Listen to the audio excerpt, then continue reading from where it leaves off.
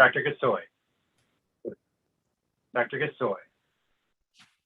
Mr. Cheng. Present. Ms. Wattenberg. Ms. Wattenberg. Dr. O'Leary. Here. Dr. O'Leary. Thank you. Dr. Sutter. Present. Thompson. Present. Dr. Reed. Present. Mr. Patterson. Present. Mr. O'Sullivan. Present. Lopez. Lopez. Johnson. Johnson. Mr. Bowie. Mr. Bowie. Mr. Parker. Present. Thank you very much. Mr. President, you have quorum. Thank you. Members, you will see in our agenda, we have quite a few items to get through this evening. And so we will move ahead. I'm going to actually call Mr. Hayworth on you if you have any updates for the Executive Director report. Thank you, Mr. President. I do have a couple updates, and some will be dealt with a little bit more when we talk about the budget later. But I do want to specifically note that the DC Collaborative, which is the arts the DC Arts Collaborative, is looking for individuals to join that work. I have been on that board for about 5 years, I think, and they are looking for folks who, if you are a member of the board and would like to be part of that group, just let me know, and I'm happy to pass on the reins to somebody else if someone else is interested. They are the federal grantee for the collaborative programs for arts, and so they do a lot of work with the Kennedy Center and with other theaters, as well as with our school programs, and make sure that everyone has opportunities for arts field trips and other arts education. So just contact me directly for that, and I will link you to the right people. Thank you, Mr. President. Awesome. For today's very short leadership report, I just would call attention to members, as I'm sure you've already seen, the announcement that students ages 5 through 11 are now eligible to receive the vaccine at locations throughout the city, and would just reference you and members of the public to DC Health for where those locations are being held. And I know there are a number of pop-up sites at schools throughout the city. So highly encouraging families and community members to take advantage of the vaccine for students ages 5 through 11. We will also talk a bit in today's meeting about upcoming public engagement forums, where we will cover a number of things, but wanted to update you that in our leadership report. I'm now going to turn to our friends, and we are moving expeditiously through our agenda to our friends at OSSI, who we're excited to have with us today to talk about their work to collect and expand on teacher data. This is obviously something that has been top of mind for the state board for many years now. Representative O'Leary chairs our Educator Practice Committee and has overseen a lot of our teacher retention data from members of the public. We have introduced legislation to the council with the blessing of Chairman Mendelson. And so this is a timely discussion, and we're excited to have OSSI here to discuss. So Elizabeth, with that, I'm going to turn it over to you. Thank you so much, President Parker, and thank you to members of the board. Thank you, Mr. Hayworth, for starting the slide deck. I am delighted to be here to talk to you about a topic that we have touched on over the course of the past couple of months, educator data transparency. I know this topic is near and dear to each of your hearts, and it is to my heart as well as to our entire team at OSSI. So we are excited to be here tonight to share how OSSE plans to make all of our collected data, both those data that we collect from educator preparation providers and local educational agencies regarding faculty and staff, public via a phased approach over the next 4 school years. Next slide, please. In order to understand where we are today, I'd like to provide a little bit of context about where we have been historically. Historically, OSSE collected faculty and staff data by leaning on the support of an external agency, TNTP, to collect data and provide our local educational agencies and our educator preparation providers that elected to participate in an organization or a group called the Staffing Data Collaborative with static reports, and then brought those entities together in order to understand those static reports. For the remaining local educational agencies that elected not to participate in the Staffing Data Collaborative, OSSE collected those federally required data from those entities directly. In September 2020, OSSE ended the Staffing Data Collaborative and launched the Faculty and Staff Data Collection application, which enabled OSSE to collect comprehensive data from all local educational agencies, and it enabled LEAs to certify and verify those data through that application tool. Simultaneously, from 2018 to 2020, OSSE addressed its federal requirements under the Elementary and Secondary Education Act as amended, so the Every Student Succeeds Act, to ensure students equitable access to excellent educators. More specifically, the law requires that low-income students and students of color are not taught at disproportionate rates by 3 kinds of teachers, those that the law describes as ineffective, out of field, or inexperienced, by providing LEAs with school-level teacher equity data in customized PDF reports. In winter of 2021, OSSE collected for the first time comprehensive data from our educator preparation providers and prepared and disseminated 15 unique educator preparation provider reports, 1 to each EPP. They were designed to examine teacher supply from future teachers enrolled in those entities and demand, looking at our teacher vacancies as reported by LEAs. Currently, OSSE is in the process, or OSSE just launched this fall, the Educator Talent and Equity Dashboard, which enables each LEA to see its own data, those data that is that the LEAs reported to OSSE under the faculty and staff data collection, and to compare those data to citywide data. Those dashboards provide data on teacher demographics, retention, mobility, and equity, and they function in a dynamic tool. Next slide, please. Currently, OSSE also makes public data on our DC school report card.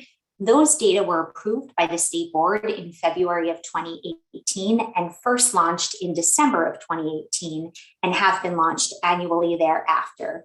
They include the number of school leaders, the number of teachers, the years of school leadership experience, the years of teaching experience, in-field teaching status for DCPS, and certification status for DCPS. Next slide, please. In 2019, OSSE published the DC Teacher Workforce Report, which was a comprehensive report that enabled us to describe some of the data that we collected. A limitation of this report was that only participating LEAs, those who elected to participate in the Staffing and Data Collaborative, were included. However, this report does provide important background information on teacher supply and demand, as well as drivers of demand, including student population growth and teacher retention. Next slide, please. This current state has brought us to a position where OSSE firmly believes that staffing data at OSSE are siloed, and they should not be. We want to move to a place where our LEA and EPP specific data are available to entities other than those entities themselves. We firmly believe that data transparency creates accountability. It enables learning and innovation in organizations across the DC education sector. And as the state educational agency, we are uniquely positioned to catalyze positive change in this space. Our theory of action is that if we make our faculty and staff and EPP data publicly available over time in a variety of formats, including in-depth reports that enable us to provide comprehensive analyses, flat data files that enable individuals to do their own data analyses, and dynamic data displays, then stakeholders, including parents, educators, prospective educators, local educational agency staff members, policymakers, researchers, and funders will be better positioned to make more informed decisions and investments in the educator talent space. Ultimately, we believe that increased transparency around our DC staffing pipeline will improve its quality, stability, and equity, ensuring that all students in DC have equitable access to excellent educators. Next slide, please. The timing of our data collection is such that we are right now currently in process of collecting data from our faculty, from our LEAs under the faculty and staff data collection. That data collection opens in late September and it closes in late October. Then each local educational agency has an opportunity to appeal OSSE to reopen the data collection if, for example, it wants to correct any errors in data that it noticed after the fact. So we are in that appeals window right now, and we are about to launch our second annual EPP data collection this winter. Currently, our stakeholders our LEAs receive their specific data and citywide data via the dynamic educator talent and equity dashboard. Our EPPs receive EPP-specific data and citywide data via the EPP reports process. And this year, the public will receive a comprehensive educator workforce report and citywide LEA and school-level data this year and every year thereafter in flat data files. Ultimately, these data are designed to enable educators, policymakers, and the public to make sophisticated and informed decisions about educator data so that they can focus their investments and improvements where they are most needed. Next slide, please. The EPP reports, which I've referenced a few times, currently include data on EPP candidates and completers, including demographic data, such as race and ethnicity data, gender data, and the progress that candidates and completers are making in earning a teaching credential in a specific subject area. We also work with Educational Testing Services, which is the vendor for the praxis exams to secure EPP praxis pass rates, which can be very helpful to EPPs when knowing how and where they may want to focus program resources and or make program improvements. We also provide EPP candidate employment outcomes. Importantly, those employment outcomes are limited to DC. Our data collection is, because our data collection is limited to our jurisdiction, we don't have the capacity to track data for teachers that, for example, would teach in jurisdictions outside of DC. We also include data on teacher performance based on our work with LEAs to collect data from them about teacher performance. And finally, we provide data about citywide supply and demand, which enables educator preparation providers to understand the extent to which they are or are not meeting the needs of our local educational agencies. Next slide, please. Under the Educator Talent and Equity Dashboard, each LEA in DC has access to an interactive dashboard that provides it with insights on teacher supply and demand, teacher retention, teacher equity, and overall workforce data. LEAs may use these data to compare their schools to citywide data, and for larger LEAs, it can be very helpful for them to compare the data from one single school or one single type of schools, for example, elementary schools as compared to high schools. Ultimately, they can use these data to develop strategic staffing policies and practices and to ensure that they are attracting and retaining the teachers that they need to serve all students well. Next slide, please. In the Educator Talent and Equity Dashboard, OSSE provides LEAs access to information around teacher demographics, including racial demographic comparisons, teacher and administrator experience, student-teacher ratios, and teacher counts. We also provide LEAs with information about teacher retention and mobility, including overall teacher retention and teacher retention disaggregated by effectiveness, years of experience, and teacher race, as well as information about school administrator retention, paraprofessional mobility, teacher mobility, and teacher vacancies. Additionally, consistent with our requirements under the Every Student Succeeds Act, we provide LEAs with teacher equity comparisons that include teacher equity over time, including where there may be a disproportionate distribution of teachers who are rated as ineffective, teachers who are teaching outside of their content area or out of field, and or are novice teachers or inexperienced teachers. These teacher equity data may be disaggregated by demographic groups, by ward, and by school star rating. We also provide LEAs with information about teacher effectiveness, which may be disaggregated by teacher experience and by subject. Next slide, please. As I mentioned at the outset of this presentation, we are looking forward to a phased approach for educator data transparency over the next 4 school years. We are currently in school year 1 of our plans in this space. And during this school year, we plan to publish a teacher retention brief that includes data from the 21-22 school year. So the data collection that is underway right now, we will analyze those data and publish, excuse me, a teacher retention brief this winter. We also intend to update OSSE's Educator Workforce Report this spring based on this year's data. And critically, we are really excited that for the first time that report is going to include information from all LEAs and from all EPPs, because we are now collecting all of those data in-house at OSSE.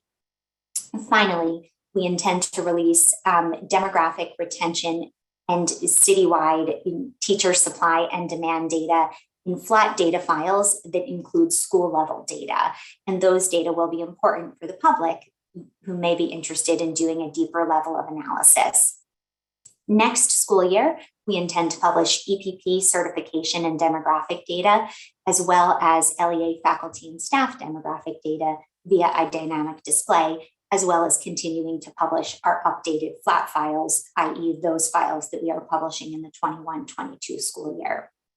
In the 23-24 school year, we intend to publish the EPP praxis rate data and employment data, as well as LEA faculty and staff and retention data via a dynamic display, as well as the information, updating the information that we will publish via a flat data file for members of the public who are interested in doing their own analyses. Finally, in the 24-25 school year, we intend to publish EPP and LEA faculty and staff educator effectiveness data via a dynamic data display. And prior to that release, we intend to engage in vigorous consultation with multiple stakeholder groups. We appreciate that, as with any data, there are multiple and varied interpretations, and we want to be sure, as with all of our data releases, that we are taking advantage of the opportunity to publish these data while also raising data literacy in our educational ecosystem, and releasing data in a way that are going to drive positive change rather than encourage any maladaptive incentives.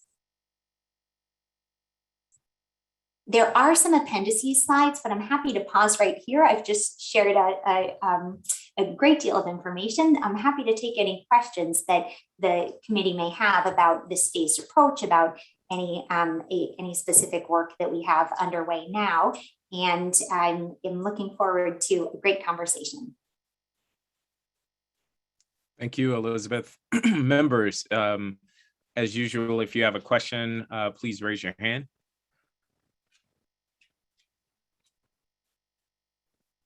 Representative Sutter. Thank you, President Parker, and thank you, Ms. Ross. I have a couple of questions. On slide 10, you mentioned that the data is provided to LEAs. And I'm curious about what information is provided from LEAs versus information that OSSE is analyzing or cutting in a way that is different than what LEAs might be able to see themselves. Thank you so much, Representative Sutter. I really appreciate that question because I appreciate that it sounds funny to say we are collecting these data from LEAs and then providing them to LEAs. And it is absolutely correct that much of the data that LEAs provide to us, we provide back to LEAs. We are providing it alongside comprehensive aggregated citywide data, which enables any LEA to understand how it may compare to either its LEAs that it considers its peers or LEAs that are differently situated. And it's our hope that LEAs will use those data in order to learn from best practices, but also understand how and where there may be similarities or differences between their educator workforce and that of our other local educational agencies. I have one other question, if I might, and that's about teacher effectiveness. You note that you're going to report on teacher effectiveness and that you're taking time to phase that in for understanding consequences. Will you also talk about teacher growth, perhaps like thought about in terms of improvement in effectiveness over time? Yeah, thanks so much for that great question, Representative Sutter. There are a number of different things that we're thinking about in regard to teacher effectiveness to make sure that we're doing it in the most responsible way possible. One of the benefits of OSSE moving all of our data collection in-house last year is that it puts us in a position to be able to collect data over time and see transitions and progress. And so that's certainly something that we could consider, and we'll want to talk more to our stakeholders, including this group, in order to better understand the full ramifications and what would be maximally useful in that space. Great, thank you so much. Thank you. Representative O'Leary.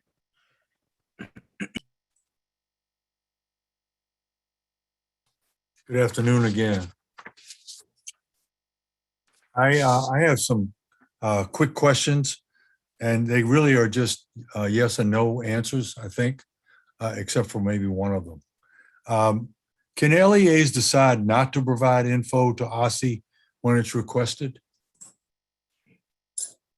OSSE has the answer is no. LEAs have an obligation to provide data to OSSE because, as the state educational agency, OSSE has an obligation to provide data to the federal government as part of our federal reporting requirements. Thank you. Why isn't the in-school info required from charters? It said in your slide, it said DCPS, but it didn't mention charters. Yeah, thank you so much for that clarification. OSSE collects in-field data from all LEAs. To date, OSSE has only made those data public for DCPS. And the rationale behind that is because OSSE maintains different requirements for licensure for DCPS teachers than for charter school teachers. This is really a volleyball, not a softball question. Are flat data files just paper files? Is that what that means? Thank you so much for providing me with a chance to clarify.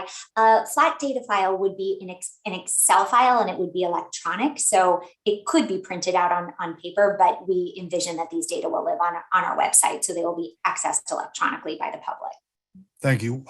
Will all teachers be credentialed under EPP? OSSE will collect data from educator preparation providers, and then what we will do is match those data using a unique student and faculty identifier, the USFI, and determine which of those educators graduating from our DC-based educator preparation providers have earned teacher credentials. So essentially, it's a merger of our LEA-based faculty and staff data collection and our EPP data collection, in order for us to determine the extent to which individuals from EPP-X are credentialed. Thank you. Two more. Are all schools required to be on the dashboard? Yes, currently OSSE provides each LEA with an educator talent and equity dashboard that includes all schools in that LEA. And the last question is from the last slide, and Representative Sutter mentioned educator effectiveness. How is that determined? Currently, educator effectiveness is determined by each LEA in DC under its teacher evaluation system. So it's the impact score? For DCPS, the teacher evaluation system that DCPS uses is the impact system. Each LEA implements its own teacher evaluation system. And this is sort of a personal response to the impact form as far as evaluation. Not all teachers teach grades that are tested, but teachers are all evaluated on the school's scores. Has there been any thought about that? But that may be outside of this realm. No, thank you so much for that question. I mean, as Representative Sutter mentioned, one of the reasons that we want to take some time prior to making teacher effectiveness data public is because we want to be sure that we're doing so in the most responsible way possible.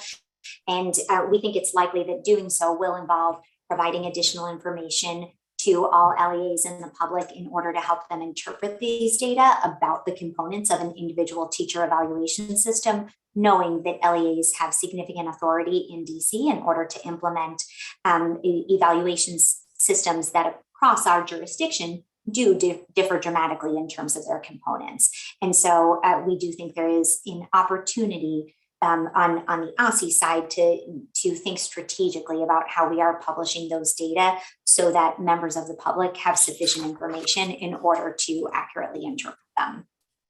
Thank you. Thank you.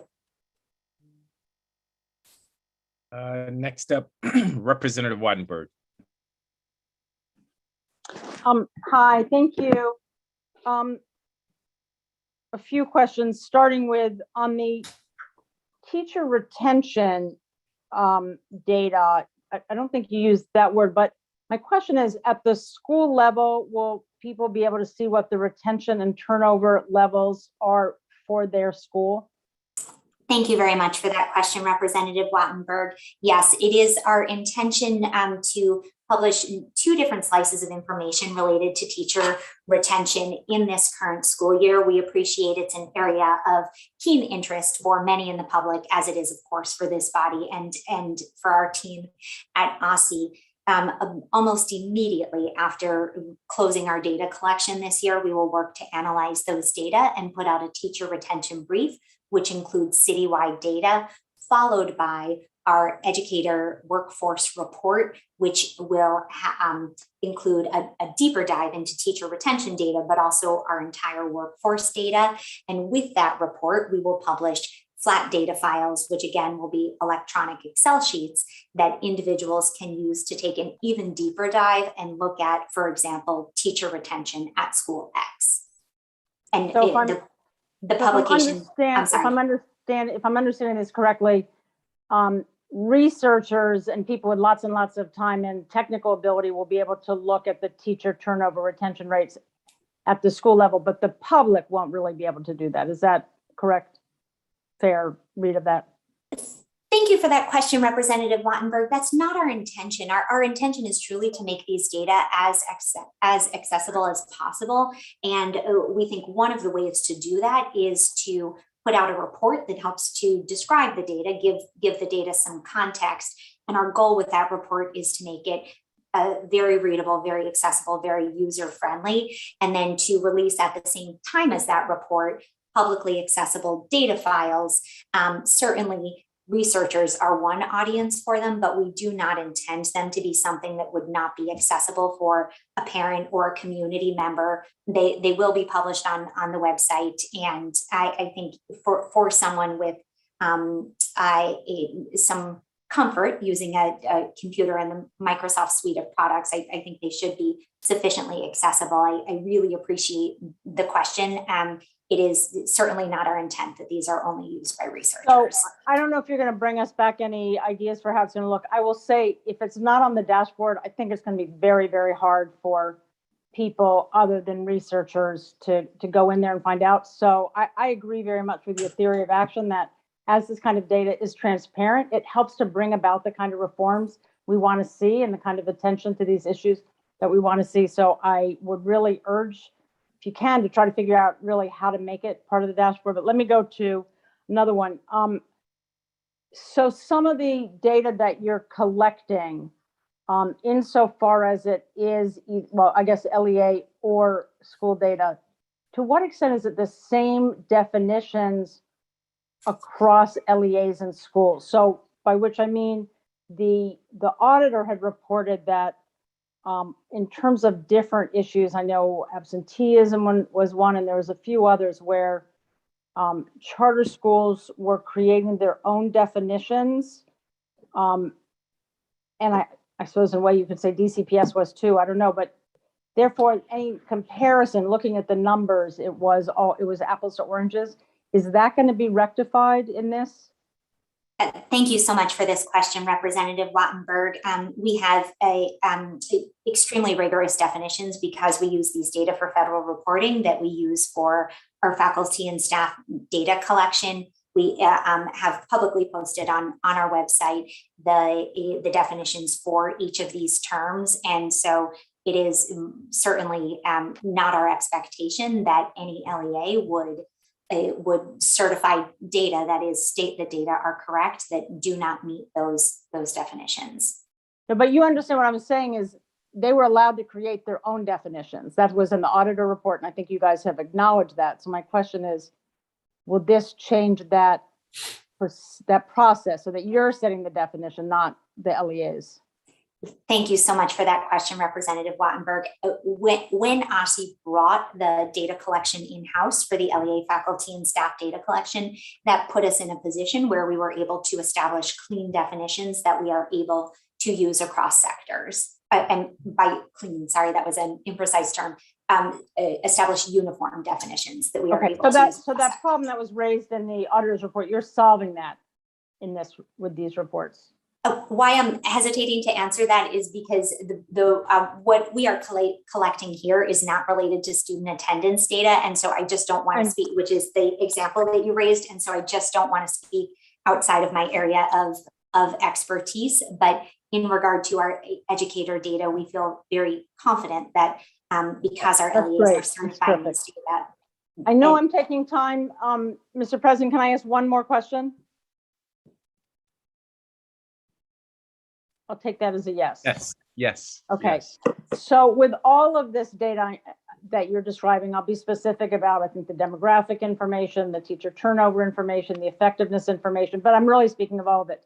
Will you say that will be public? What I want to clarify is that what will be public will include the data over time. In other words, not just this year's data, but this year's data, last year's data, et cetera, et cetera. Is that part of the plan? Yeah, thank you so much for that great question. So and it's funny, your last two questions are actually related.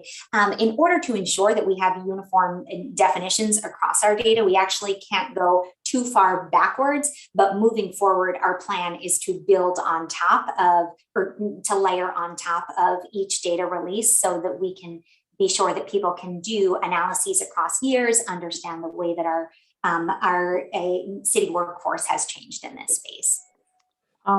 That's terrific. And I'm just going to throw out one idea, which is if you guys are not going to do dashboards, I think the board should think of taking the data and hiring researchers to turn it into dashboards, because I think that's what our public would be interested in. So thank you very much. Very exciting. Thank you, Representative Chang. Thank you, and thank you for this presentation. My question is around the investments required to collect and report this data. How does this, either in human resources, the technology we're procuring, how does that differ from what OSSI invested in the previous model?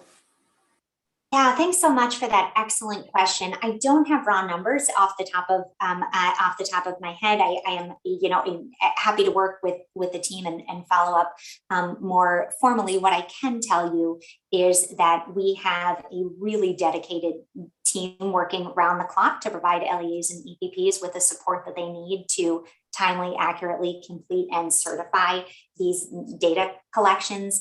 The data are only as good as they are reported to us. And so we, have, I think it's fair to say, having worked with an external contractor and brought this work in-house, that we have shifted more of the resources to be internal resources. And that puts us in a much stronger position, consistent with Representative Wattenberg's line of questioning, to ensure that we are able to apply uniform definitions across sectors and not enable LEAs to opt out of the data collection, but actually maintain that as part of our role as the state educational agency. I'm also pleased to share that we are really thinking strategically about how to use our ESSER funds in order to ensure that we are supporting this work moving forward and continuing to make investments in it. May we get your help to look into that? I'd love to learn more about that and to make sure that we're spending the ESSER funds and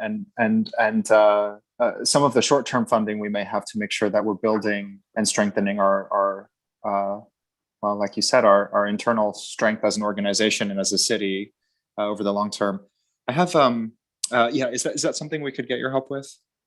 Absolutely, and happy to follow up on that, and really appreciate the recognition that that to be done well, this work takes resources. So thank you for that. And just one more, you mentioned, and we've touched upon various stakeholders and flat data sets, and I'm curious, I believe that it's not just what data is provided, but also the format, how it's shared, when it's shared, in order to reach different audiences. You mentioned a wide range of stakeholders that we're providing this data for, and I'm curious what thought has been put into how that data is shared and distributed to the various stakeholders, and if that's different stakeholder by stakeholder.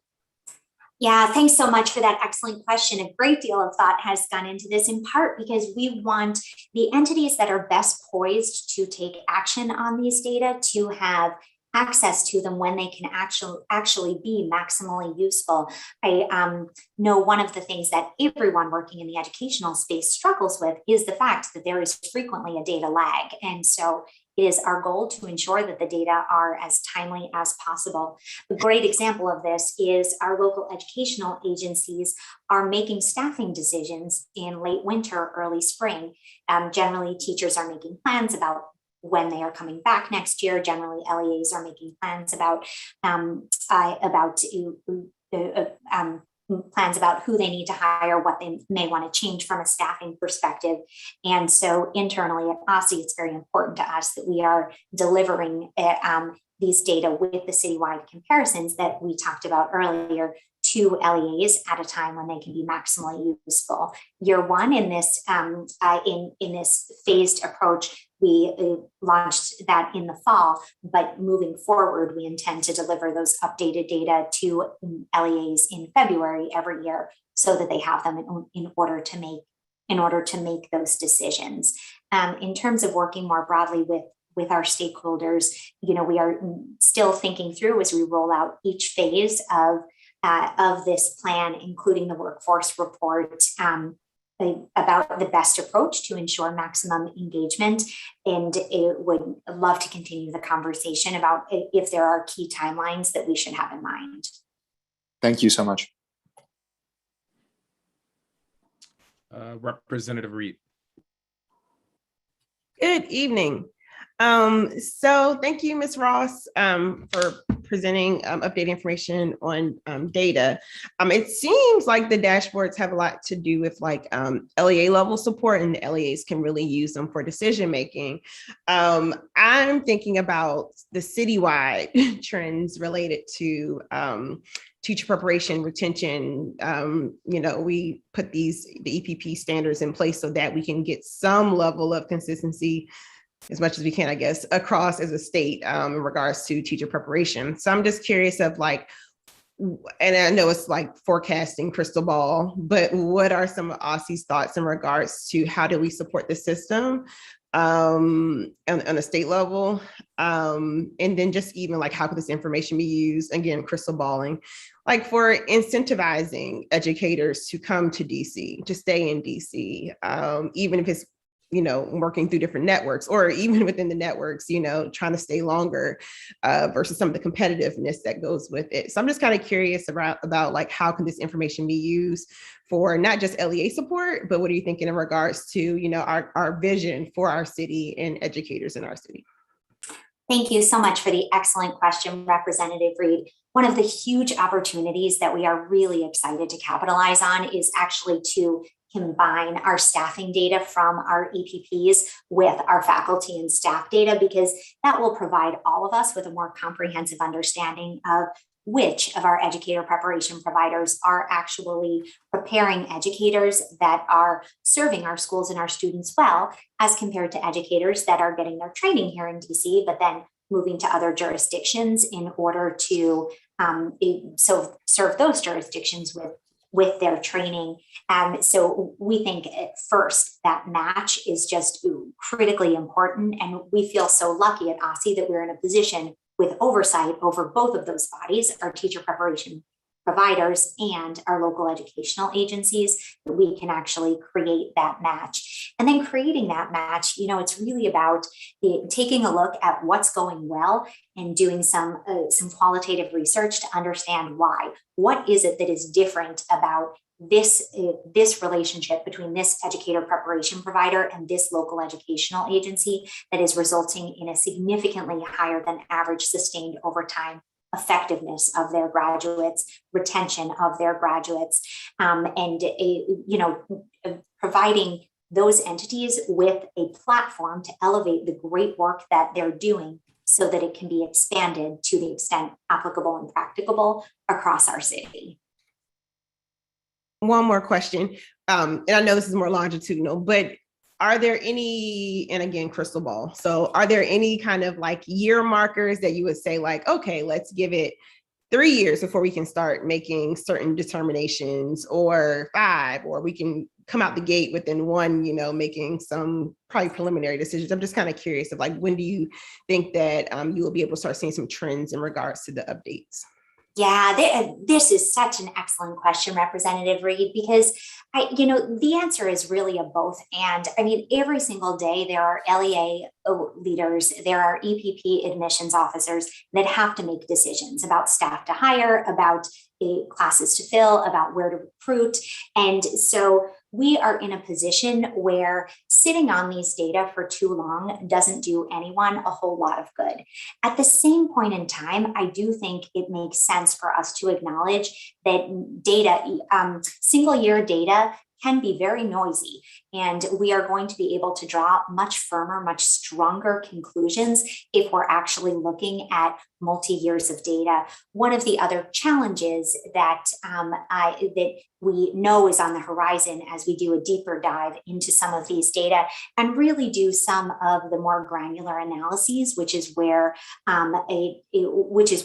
lot of the interesting findings live, is we can get to very small n sizes very quickly, which then means that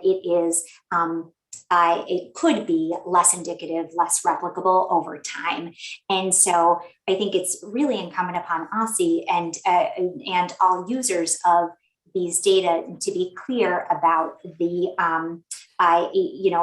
for any places where we are finding statistical significance, to explain that, and for any places where we are finding promising trends based on 1 or 2 years of data, but potentially with a really small n size, to also highlight that. So I think it's a combination of being clear about how definitive, the recommendations are based on the data that we're seeing. Thank you. Thank you. Thank you, Vice President Gasoy. Thank you. I actually have to do something for my kid for a minute, so I will defer for now if somebody else has another question. Sorry, timing. But if there's time, I will ask. If not, I'll just email. No worries. I'll jump in. I'm not seeing any other hands. Members, if there are questions, please raise your hand. Representative Wattenberg.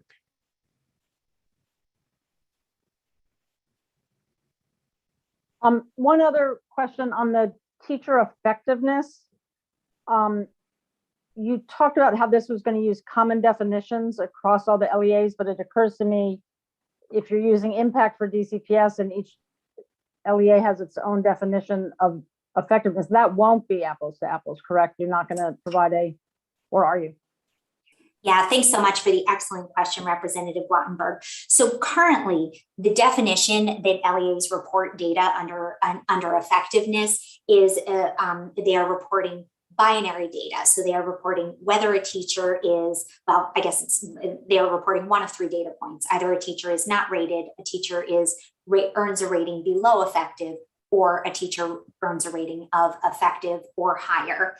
And as we work towards, and so that is uniform, the point that you are making is that how those ratings are determined may differ across LEAs based on the different inputs in the teacher evaluation system. For example, one LEA may have a 5-part evaluation system that includes school and community surveys, objective measures of student learning and growth, teacher observations, school climate measures, and in a measure around a teacher's investment in the school community, as compared to another teacher evaluation system, which may include simply an observation rating. And so those two data points have different inputs, even though LEAs are reporting under a common definition.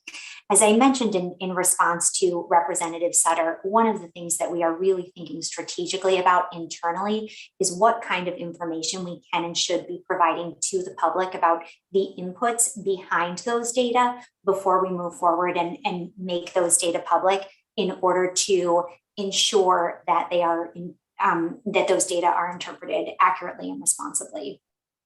So I don't know therefore what, but I will say that just sounds incredibly, enormously unfair, that you're going to have teachers across the city or schools across the city that may come across as having ineffective or effective teachers, when in fact their staffs may be more effective or less effective than someone else with a different score. So I wanted to say, it sounds really, really, really problematic.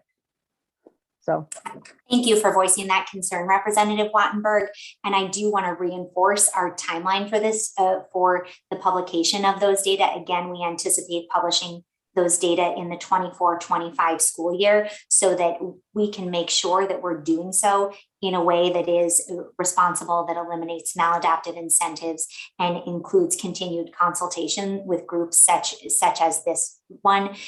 We have the benefit of being in a position where many jurisdictions are already publishing these data, and so we're in a position where we can learn from what other jurisdictions have done that has worked well and that has worked less well, and we fully intend to take advantage of that opportunity, because we think it is important that these data are understood accurately and used responsibly. Thank you. Vice President Gasoy. Thank you, and thank you for being flexible, everybody. So I just have one question that hasn't been already answered. I had a long list, but everybody asked those questions, so that's great. But just referring to slides 15 through 18, I'm wondering if the dates there indicate like the data, will the data, will that be the data that's published, or will you also publish data from years past, and that's just when it starts? Does that make sense? I think it does. I think your question is whether those will be single year data publications, and the answer is yes, they'll be single year data publications, but they will build on top of the prior year data publications. So under our phased approach, every year we intend to build upon the work that we have done previously, so that will put the public in a position to be able to compare data over time. But for instance, the data that is listed under 2022, you wouldn't see data from before that, but you would build on that going forward. That's what you're saying? So in our 21-22 data release, actually, in order to do the teacher retention comparisons, we actually need to look at data from the prior year in order to understand what the workforce looked like in the 2021 school year, and then what it looks like in the 21-22 school year. And so from that, we can determine what teacher retention looks like. We also, to Representative Wattenberg's great questions about data definitions and uniformity, because we collected the 2020-21 data in-house at OSSE, we have a high level of confidence in those data, in the definitions that LEAs used for them. And so basically, in order to do the 21-22 analyses and comparisons, we need those 2020-21 data. And then moving forward, we will layer on top. Yeah, no, I understand that. I guess what I'm asking is, would the public be able to see the prior data, or are we only seeing the data starting in that year? We are intending to publish in the report itself, in order to help the public understand it, aggregate data from prior years, but for the flat files, those data from the 21-22 school year and moving forward. Okay. All right. Thank you. And thank you for the thorough presentation. I agree. It's exciting stuff. And the state board is definitely excited to partner and complement in any way we can. Thank you for that. Thank you, Ms. Ross. Yes, I would echo those thanks, both for being very thorough, but also the intentionality and following and sharing a variety of these data points. I do have a number of quick hit questions. One is, might OSSE be open, and if you can't answer this on the spot, that's fair, but might OSSE be open to sharing the dashboards with the state board to inform our own research purposes?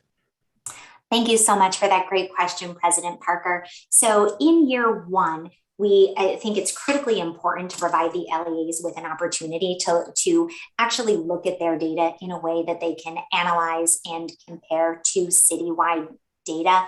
Although we have collected these data directly from LEAs and they have certified them, they have never had a chance to see them in this way. And as the entities from which we collected the data, we want them to have access to them first. Over time, so in the 22, 23, and subsequent school years, we are moving towards not only providing flat data files, but also a dynamic display so that the public can do that same level of analysis, but we haven't quite figured out exactly what that dynamic display is going to look at yet. So in the near term on the LEA dashboard front, that's something that in year one we've committed to sharing just with LEAs, but long term, state board and the public will have access to those data. Okay.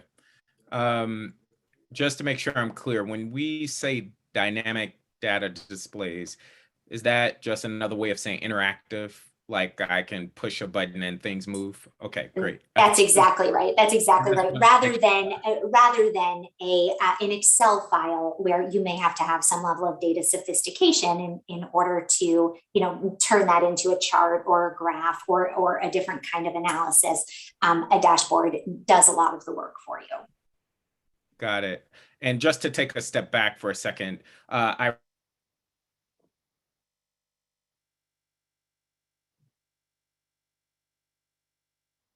and a delayed rate. And so if there are other ways that and I'm seeing that my internet connection is unstable, but if there is any way that we might be able to get data ahead of time, that is appreciated, although I'm sure there are many things you have to navigate there. Another question I have is around like the teacher retention data. I appreciate you all reporting that out. As you all know, that has been a top concern and priority for the state board. Is there any plan to go a step further than just reporting out on retention, but to also investigate what influences the retention at various LEAs? Thanks so much for that excellent question. Right now, as part of our educator data collection, we don't have a qualitative data collection. We're collecting quantitative data, in particular in terms of thinking about the factors that influence teacher retention or educator retention at a different LEA. We believe LEAs are better situated to collect and act on those data than we are, because they're in a position where they can ask discrete questions that are responsive to changes that they may have made or may be thinking about making. And so thus far, our plans at OSSE are to continue to collect quantitative data in this space. Of course, we continue to work very, very closely in the teaching and learning division to support educators in gaining the skills and the knowledge that they need in order to stay in positions where they are succeeding. And so certainly there is a lot of work that we're doing to support teacher retention, but in terms of collecting specific qualitative data, that's not something that's on our radar in the near term. That actually, and I have about 2 more questions, but that actually connects to another question I have. As I interpreted these dashboards and even the theory of action that you shared in the PowerPoint is more around OSSE creating this so LEAs can kind of do a self-exploration, if you will, or self-driven comparisons between their LEAs and others. Can you speak to what work, if any, what supports, if any, OSSE will take given all of this data that you all are collecting? So for instance, you see a quarter of schools are struggling with teacher retention. Based on your previous response, we won't know why, but you know that a quarter of schools hypothetically are struggling. What might be some of the steps that OSSE takes? Yeah, that is a great question. And I mentioned as part of this presentation that one of the benefits of taking this phased approach is that it puts OSSE in a position to, while we are rolling out these data, to also simultaneously invest in raising the data literacy skills of our educational ecosystem here in DC. And so in its early phases right now, OSSE is in the process of training LEAs in how to responsibly use, understand, and compare these data. There's a lot of work that goes into making sure LEAs have the support they need to uniformly, under our definitions, report data through the faculty and staff and EPP data collections. And now that we've launched the Educator Talent and Equity Dashboard, to make sure that LEAs understand the full capacity of it. As part of this, we are also paying careful attention to what these data tell us, and internally working with our OSSE team to use them to drive the interventions and supports that we provide to LEAs. And so in the hypothetical example that you described, if we find that a high percentage of our LEAs are struggling in area X, there are a number of different actions that OSSE can take. As the state educational agency, one of the great things that we're well positioned to do is actually to convene LEAs. And we are also well positioned to highlight best practices and to bring in external experts. So to look across our peer states and to figure out who is doing well in this space so that we might learn from that, the work that they're doing, and bring whatever component of it makes sense to bring here to DC. Thank you for that. And I do want to give OSSE credit for the progress that the agency has made in recent years in collecting a lot of data. I do, though, still have questions around now, what are we doing about it? It's like we're data rich, and how do we become more data driven in terms of the interventions and supports that we provide to LEAs? Last question, I wanted to dive into the demographic data point. You answered my question about the dynamic visual, so thank you.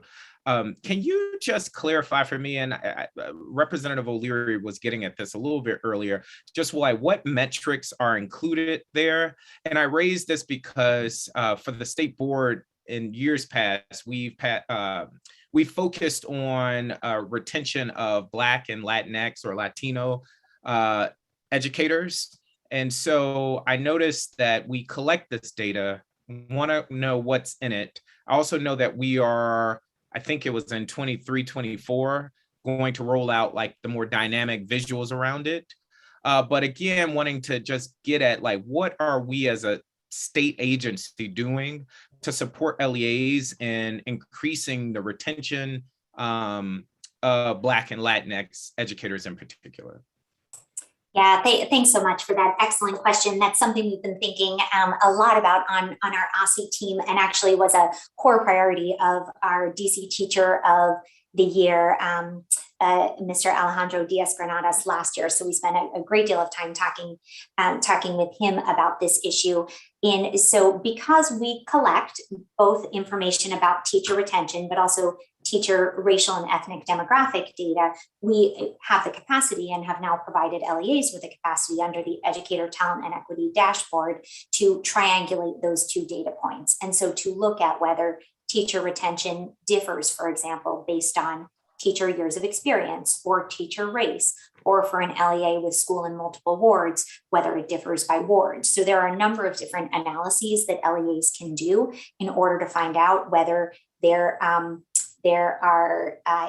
they are seeing differential retention based on different either demographic characteristics or school characteristics. Thank you. The last thing I would say, and I really appreciate you, Ms. Ross, for bearing with us, just connecting to something Representative Wattenberg was talking about in terms of comparing apples to oranges in terms of teacher effectiveness ratings. What I've heard anecdotally, what our own data suggests is that teacher effectiveness ratings are one of the ways in which some of our teachers of color are being pushed out of schools, or they're choosing to leave schools.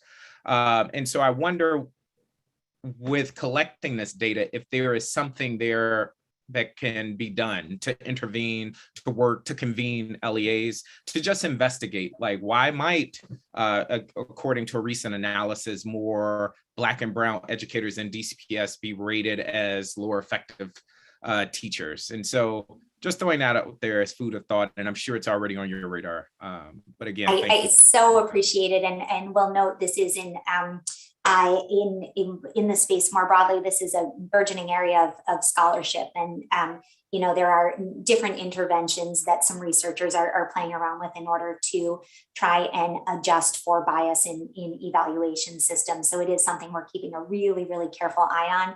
And as we continue to collect these data, we'll have a much better sense of whether what we're seeing nationally, we're also seeing here in DC. Awesome. I am not seeing any other hands. And so I just want to thank you again, Ms. Ross, and the OSSI team for being with us and answering our questions. And we will be sure to follow up with more. Thank you very much all for your time this evening and for your enthusiastic support of this work. It is something we are genuinely excited about. And I have a feeling that we will be back to talk to you about it in the coming months and in the coming years as we continue to move forward with this. So thank you for the good questions, and please know that we look forward to being in touch. Thank you. Thank you. All right, members, we are slightly behind on our agenda, and I'm going to work to catch us up a bit. Next, we were going to talk about our equity framework. As you know, the equity framework we adopted last year, it calls out 3 areas, and this is what's being, Mr. Hayworth, if you can scroll down to the 3 areas highlighted in the framework.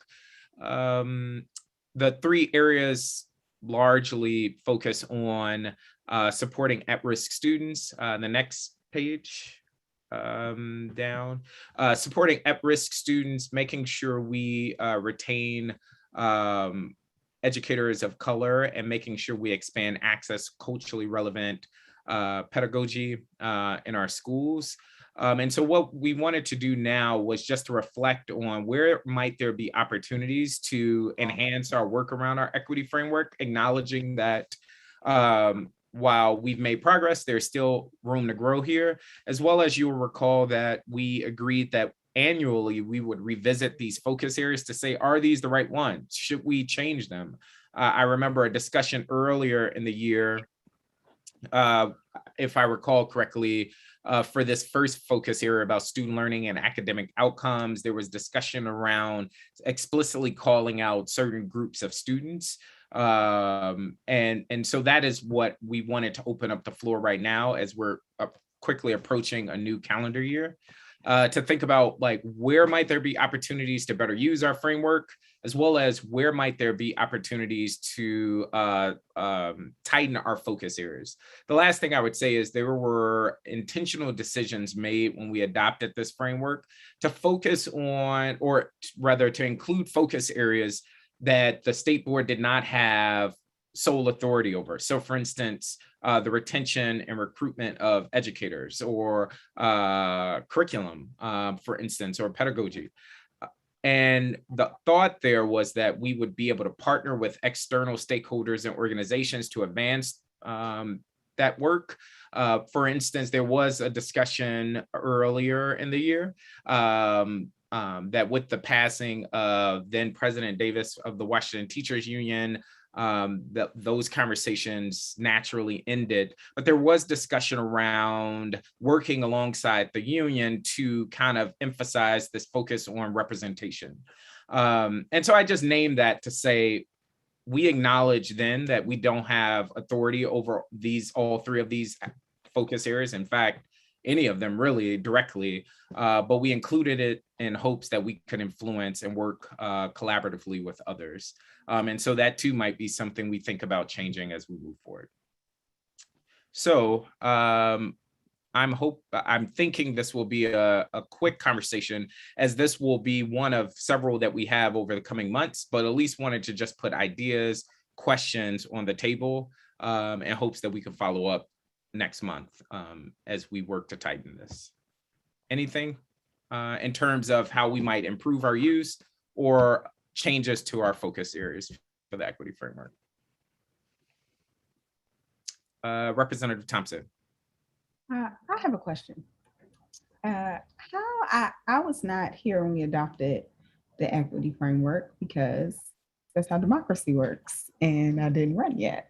So how, I think I would benefit from some just grounding in how we have used the equity framework since adopting, like what, because I don't know anything other than what we have. And so like if there are examples of how this has shifted our work or our considerations, that would be helpful to me. I'm happy for others to jump in. I would say my own personal reflection of last year is that there were a lot of resolutions and there were a lot of discussions, wide ranging from over the course of the year. And so one of the goals of the equity framework was to focus and filter our work, and to say, while there are many things that we could focus on, while there are many issues that we could amplify, what are the things that we as the board feel are important as it relates to equity? And so the three areas that the board highlighted in the framework were the three that were just named: improving outcomes for at-risk students, representation of educators of color, and making sure school-based folk had access to culturally relevant pedagogy. This year, my personal reflection is that there has been a greater focus on the types of things we focused on, although I don't think, frankly, that is because of the equity framework. I just think there is naturally a greater focus this year.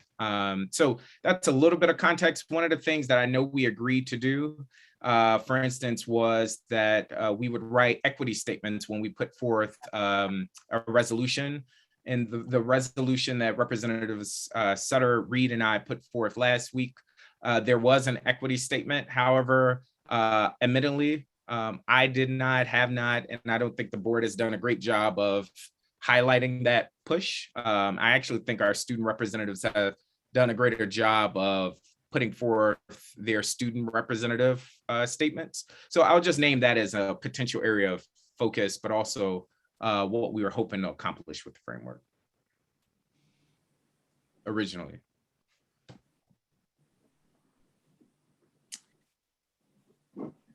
Vice President. Thank you. I just wanted to add to that. I mean, I think we put a lot of energy into, crafting the language of the framework. And we understood that like the real challenge is figuring out how to make it actionable. And so I think what President Parker just mentioned about writing the equity statement to accompany resolutions was one way that we thought about doing that. But I think the real challenge remains, as you pointed out, President Parker, we really have to hold ourselves to that. So it is something, it's an area of growth, but also I think it would be good, as long as we're revisiting, to think about what are other ways that we could make it actionable. I think that is a good way, that it makes us have to filter, as you said, what we're putting forward through that lens that the framework outlines. But I wonder if there are other ways as well that we might make it more, just more present and actionable. Yep. Representative Reed. Thank you, President Parker. I'm trying to lower my hand. Okay, there we go. So yes, I would say we probably need to revisit the framework more, like in regards to when we're working. I do think sometimes intentionally going to it slips the mind, and partially because I think sometimes some of us work under, not everybody, not always, but sometimes it comes naturally. So you're like, I don't need to go to the framework because I'm trying to, do it already. But I will say, even though we haven't been super consistent with it, we also only have had a few meetings in the process that we developed for how we look at or how we address advocacy issues. We being the Outreach and Advocacy Committee, put a step in our process saying that we will review the framework to help us sort through issues. And I will say, and again, it's probably an example that's been like beaten to death, but when Representative Sutter came in regards to looking at safe passage, we went to that framework to figure out that sentence about like at-risk students or whatever. Something in there triggered us to think of like, okay, well, how do we address everyone? So there is, I will say, for members, I know it's been a while, but in the advocacy and outreach process, we specifically say we will look at that framework as we look at issues and how we address issues. So I just wanted to refresh memories also for myself, but throw that out there that there has been some intentionality. It's just been to just kind of being able to do it more frequently. Yeah. No, I appreciate that. And I also, we don't have to belabor the point here. Something Representative Sutter said at our retreat has stuck with me in terms of process, not necessarily about this, but like, let's not have process for the sake of having process, but let's have process that's really going to be important and intentional. So that is something that I'm also reflecting here is like, how can we tighten, but also reflect on like, are the processes we have in place here essential? While I still think it's important. Representative Sutter. Thanks, President Parker, and thank you for that. That is always a favorite of mine. I love process, but only if it leads us to somewhere more either effective or efficient. I think that the way that the Assessment and Accountability Committee, the Advocacy and Outreach Committee has adopted this framework as a key piece of their work would be something I'd encourage all of us to consider for those of us who chair committees to including in that work. I really like that Dr. Reed has adopted that as part of her committee's process. And so thinking ahead to the committee I chair, specifically around the question around professional development for educator and team cultural competency, thinking about as we move to adopting the social studies standards in the upcoming year, as well as we continue conversations with OSSE about the rollout of the standards and what kind of materials and training is made available. To me, it would be critical that we put this as part of our framework for how our committee approaches that work. Similarly, I sit on the Assessment and Accountability Committee, and I'm hopeful that we might be able to use this framework as we consider recommendations about the STAR framework, that we make sure that it filters through this, specifically around student learning and academic outcomes and the way we talked about that. So basically, I'm suggesting that a way we might do this is to adopt the process that Advocacy and Outreach has already put in for other committees as well. Yeah, I think that would be great. Representative Reed? And I think you're muted, sadly. Okay, there we go. One more thing that I noticed in the bullet points, and also being a new person on the board before whatever this was developed, I noticed that like there's a mention of like professional development. So I'm just kind of wondering, are these things that are within our control, or like these are things that we are urging other entities to do? Because like, I mean, I'm thinking of that, I'm using that one example about PD. I think that was the third bullet point. So would the both. Board of Education be doing that, or are we urging?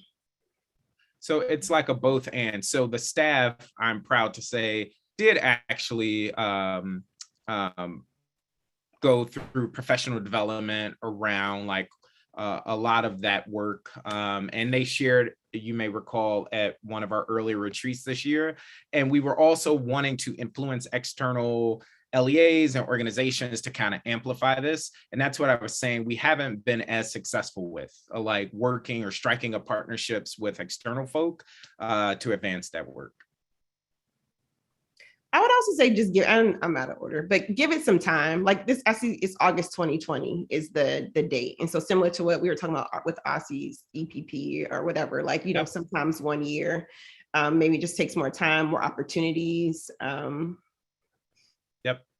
No, I appreciate that. Yes, I agree. And I was really hopeful, and I still think there might be some opportunity, especially with the work that Representative O'Leary does with his committee and the conversation we were having with the union at the time. I still think they would be open to it. We just, for obvious reasons, haven't continued them. I would also say, I remember the push from Representative Thompson earlier this year, where she, or Representative Thompson, you were pushing us to consider that first focus area where we talk about at risk.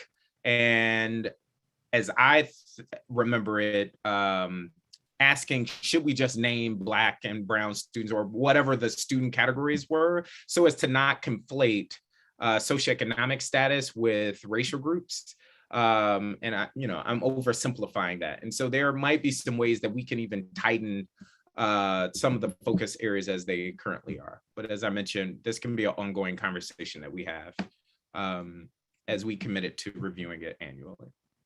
So thank you all for your attention there. We will revisit this, and any changes we will bring up ahead of the new year. And we are going to turn to talk about our annual review. I can't, not annual review, our annual report.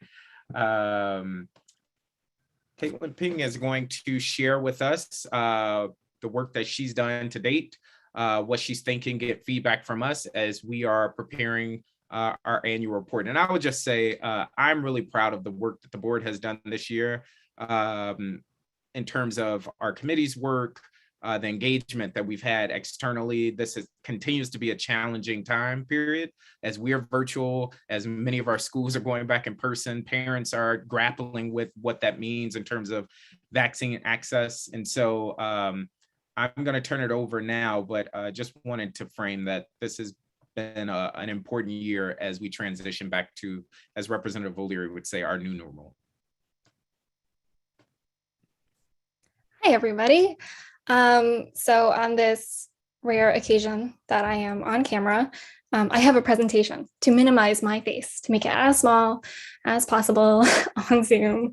So I'm going to do that right about, no, I have share screen open and preview is not showing up. This is so embarrassing. Hold on. Oh, there it is. There it is. Okay, small face activated. So this conversation will be coming to you in 4 parts. I'm going to show you the outline. We're going to have a short discussion. I'm going to go through the timeline and then questions. So here's the proposed outline. It's basically going to follow previous reports pretty similarly. So we're going to open with a letter from our leadership team. So Zachary and Emily, if you would like to pen that letter, that would be nice. If not, I will ask John Paul to pen that letter and then you can sign off on it. And then we're going to just introduce you guys, the state board members, then the staff. In previous years, we have made you guys fill out prompts, like reflection prompts. And Malaya will be sending that in next week. It's kind of yearbooky. It's cute, it's fun. And then we use your quotes throughout the report to make it feel editorial and fun. And then the next section will be on, it's called Amplifying Community Voice. And similar to previous reports, this section is going to focus on how members have engaged with their constituents. We might feature some op-eds that you guys have written, maybe sharing how you guys have testified at council hearings. And it's also a great space to highlight the events that we've had during the year, like the DC-wide Storytime event, the Juneteenth event, the fall sessions, stuff like that. And then we're going to focus on committee work. We're going to highlight all the work that the committees have done, starting with the Student Advisory Committee. The Student Advisory Committee section will be interesting just because this school year 21-22, you guys have just kind of begun your work. So I will need your input specifically on, I think it would be a good section to show, the stuff that you intend to work on, since, the end of the year does not coincide with the end of the school year. So I will need your input on that. Then assessment and accountability, education standards, teacher practice, advocacy and outreach, and board governance. And then we will have a list of all the resolutions. And then we will have a spotlight section on our sister offices, and then a very, very boring appendix. And we will have fun photos throughout. So that leads us to the discussion, where I ask you, what are your must mentions for the report? So what are things that things that come to mind immediately, where you're like, Caitlin, don't forget to include this in the report. So for outreach and advocacy, I know that safe passage has been a really big focus. So that is obviously a must mention. For education standards, obviously the social studies standards work has been ongoing. But if you want to say, hey, Caitlin, remember that NASB article that we had published not too long ago? Could you feature that in some way? Or if you want to highlight the LGBTQ inclusive standards resolution that was just recently passed, that would be great. Just things that you want us to include in the report, just let us know.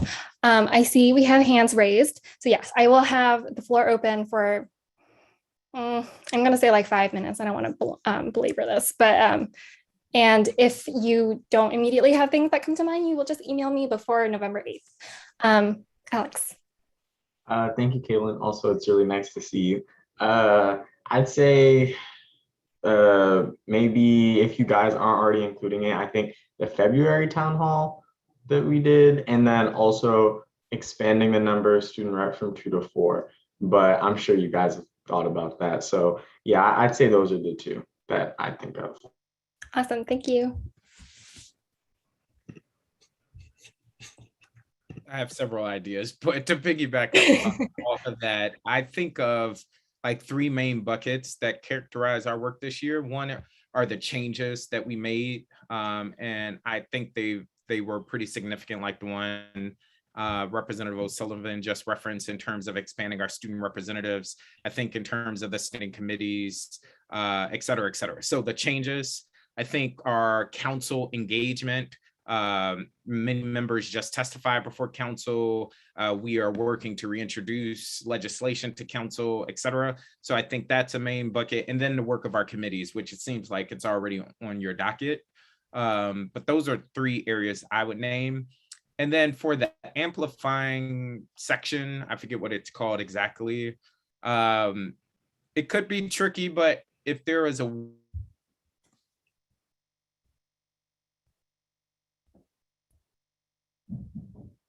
one highlight per member and per ward. And then obviously Representative Patterson would get, I guess, a citywide reference. That could be cool too, versus just thinking about like the board as a whole. So I'm thinking of like Representative Thompson's back to school event, or Representative Chang's literacy events, et cetera. Like those types of things could be really good. Awesome, thank you. I will hold 5 more seconds of silence before I move on to the next section because I'm uncomfortable. Perfect. You will all email me. This is great. I love doing work over email. It's my preferred method. All right. So timeline. Here's how it's going to go. The ones in the circles in red are your deadlines, and the circles in blue are my deadlines. So today, staff, or Caitlin, writing in third person is just cringy, so I'm sorry about that. So staff presents proposed outline and timeline. Check that off. And I will send all this info to you in an email so that you can all just reply to that one chain.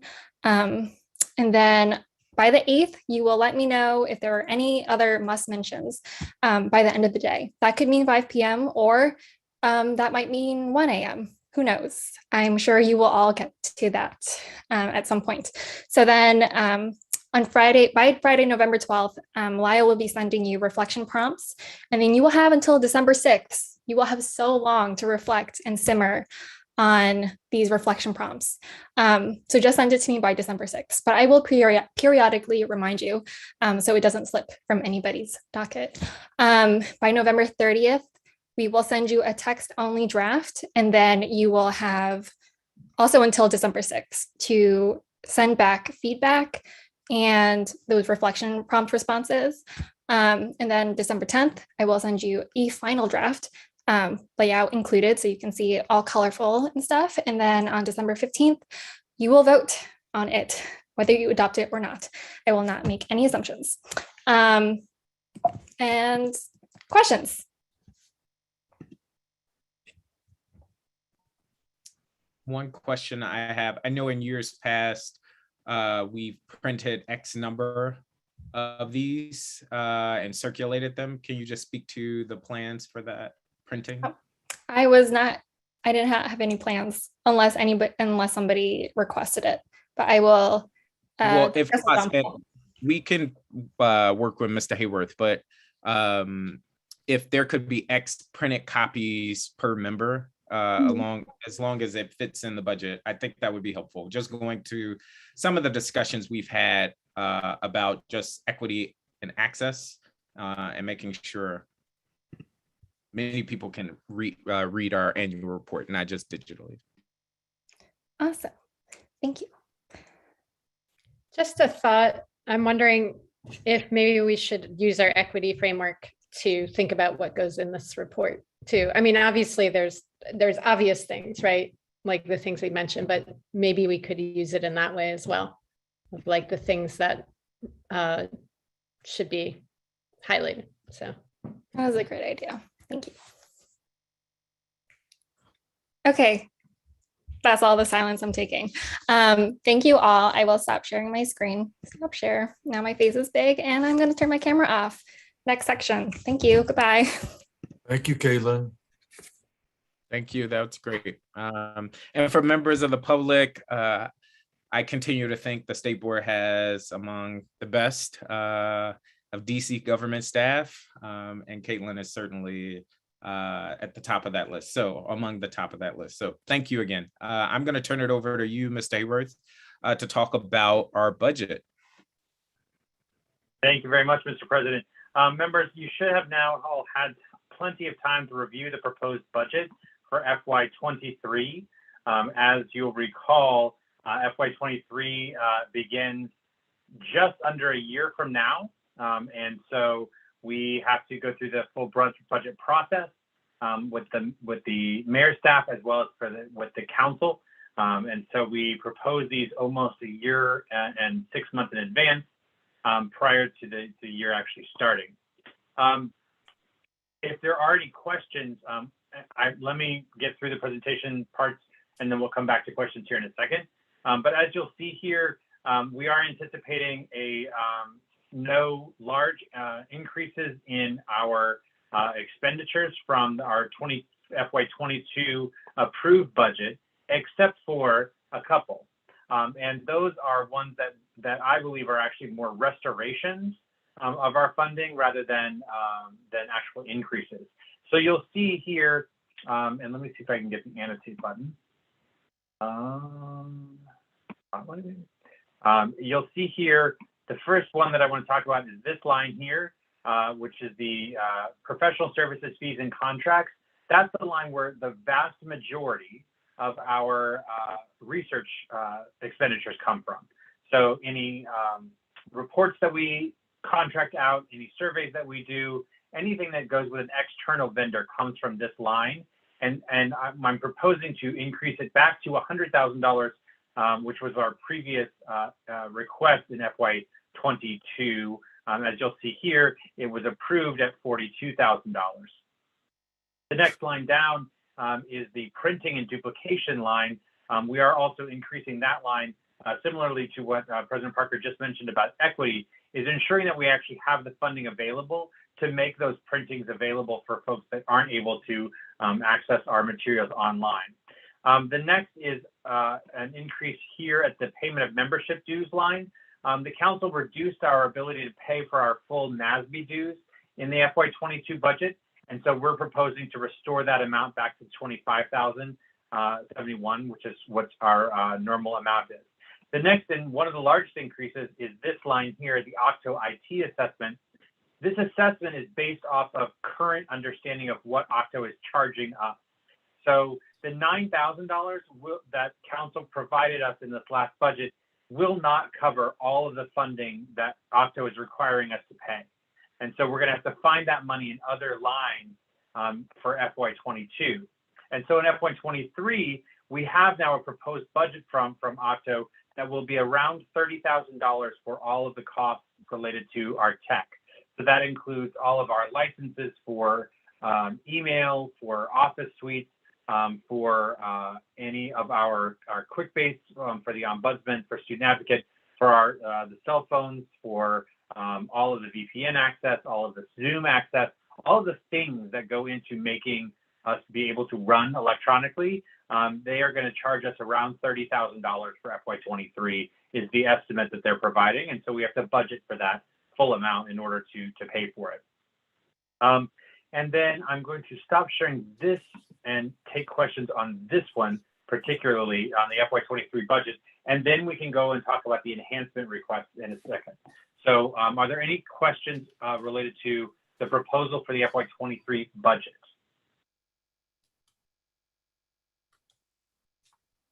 Yes, Dr. O'Leary.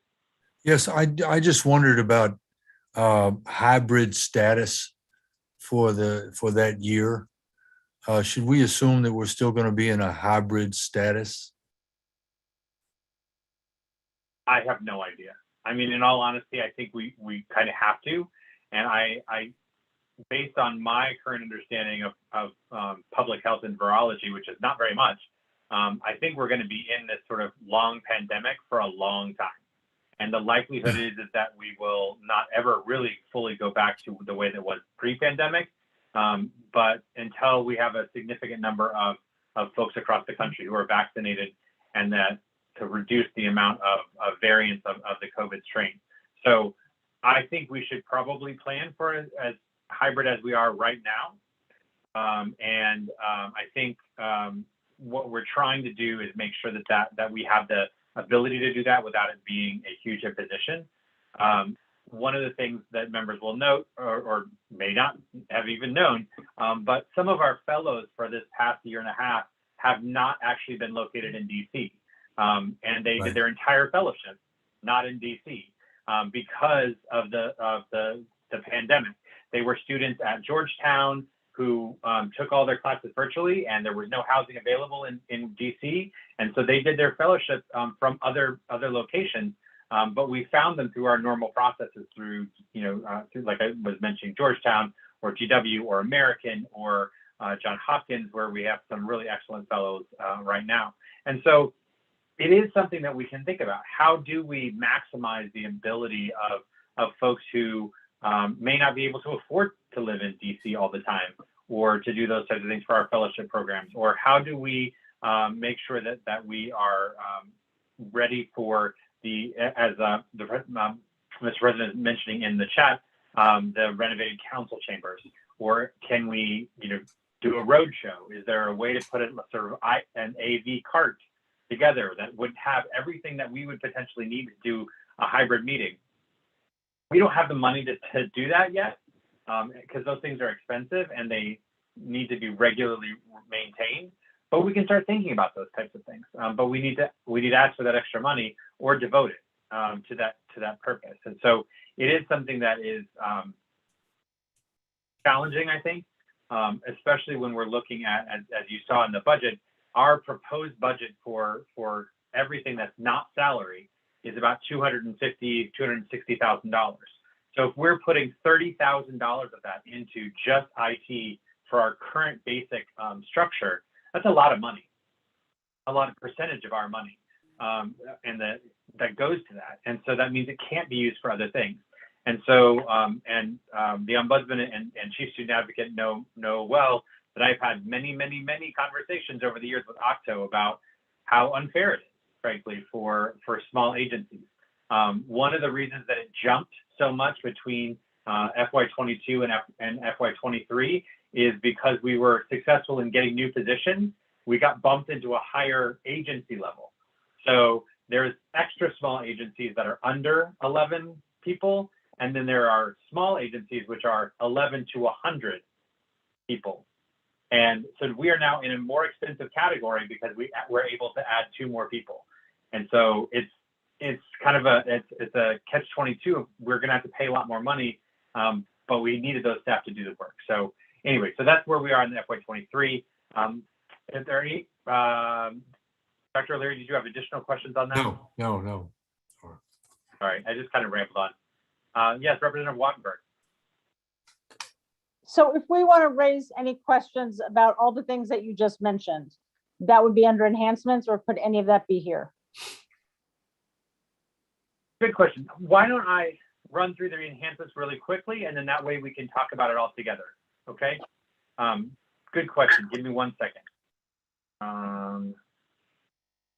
So the enhancement summary is very similar to the last summary that you saw.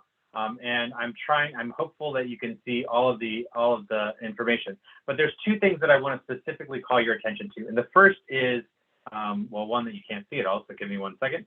So the first would be the ranking over here on the right-hand side, the agency priority. These are not in any priority. They're just listed right now. So one of the things that we need to do tonight is determine, or by our public meeting, is determine what the order of our ranking for all of these agency priorities would be. I have listed here all of the enhancements, including the ones for the Ombudsman and the Student Advocate, just for new board members who haven't been through this process before. Remember, we have to submit as an agency, but the offices of the Ombudsman and the Student Advocate have budget independence. And so they submit things to us, but we include them as part of our agency submission. And that's why they're listed here as a matter of public transparency. So you'll see the 6 that we have currently listed. 4 are very familiar to folks who have been here for a while, because they're pretty much the same 4 that we've asked for the last at least 2 years. And then there's 2 additional ones that are slightly new. The first is the public engagement one listed here as number 4 of 6. This one came from a specific request from President Parker to make sure that each member has access to some funds to do engagement, printed materials, and those types of things, or through a MailChimp or some sort of newsletter process for each ward. And so we are going to be asking for, the request is to ask for an extra $9,000 so that each member has access to $1,000 in order to do those types of activities themselves. And then they would work with me directly on the purchasing and the formatting and those types of things. But it really would be up to the member on how exactly that funding was spent. And the last one that's new is the office space. As members know, there is, we currently have office space that is half renovated. The state board suite was renovated, but the office of the Ombudsman and Student Advocate suite was not renovated when it was scheduled to be done in 2015 due to a number of things. And frankly, the office space that they have is unsuitable for their work. And in addition to that, in this last week, there was a pretty significant water damage and flooding of the north side of our building. We are very lucky that we were not directly affected, but one of the suites that was just around the corner from us, from our 7th floor suite, was affected, and they actually have quite a bit of damage. And so I want to make sure that when we are doing these types of renovations, we're thinking about how do we think in the long term about what our agencies are going to look like, and how are we going to be best serving families in the future. And so that's where this came from. And this one in particular is a sort of joint request between all 3 offices. I was able to speak with the Ombudsman and the Chief Student Advocate about this one, and we estimated that this would probably be a minimum amount to start the type of work that we would need to get done for that process. And so I'm going to stop sharing again, but again, all these files are located on Simbly if you have any specific questions. Great, okay, and so if President Parker, if you don't mind, I know Representative Wattenberg has a couple questions. So if we can just go to her first, we can start there, and then if others have any questions before we get to the ordering, that would be helpful. So I just want to raise a few things for enhancements, potentially along with a modest beginning of a strategy on it. So first is on the whole idea of surveys. This is something that we've started to do in the last 2 years, and there is council interest in it. And I think, we were getting to a place where we were sort of beginning to do them regularly. Then we had the pandemic, and so we haven't quite gotten our stride on it, although we're getting there. And I think it would be terrific if the board could count on, and the community could count on, something like every year we're going to do a parent survey, and the next year a teacher survey, something like that. And I think there would be support for funding for that. We've gotten funding for that in the past, I think, as enhancements.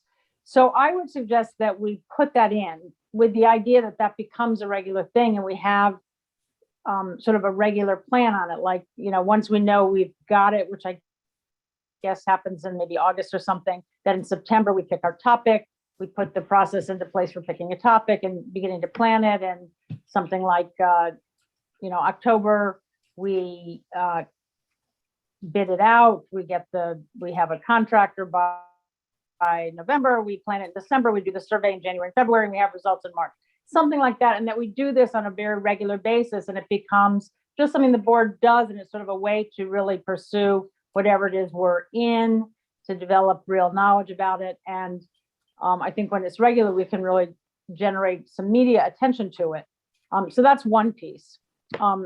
Like I said, there's been council support for funding that. A second piece is, and I think we should think about this, we don't know yet enough about where OSSI is going on this. And I think OSSI is still figuring it out. This may not even be the right year, but it does seem to me that the public would really love to have something that's more dashboard-like in terms of understanding what's going on in schools, in terms of certification, in terms of retention, in terms of whatever the issues are.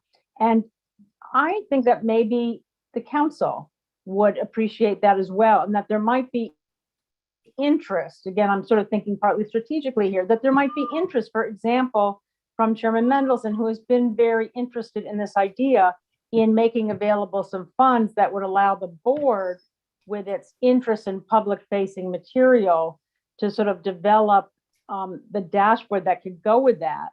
And, start talking about it now, whether it goes into, I don't know timing-wise whether it should go into this budget or the next budget to do that. But I want to throw that out because I think it's something we have to think about.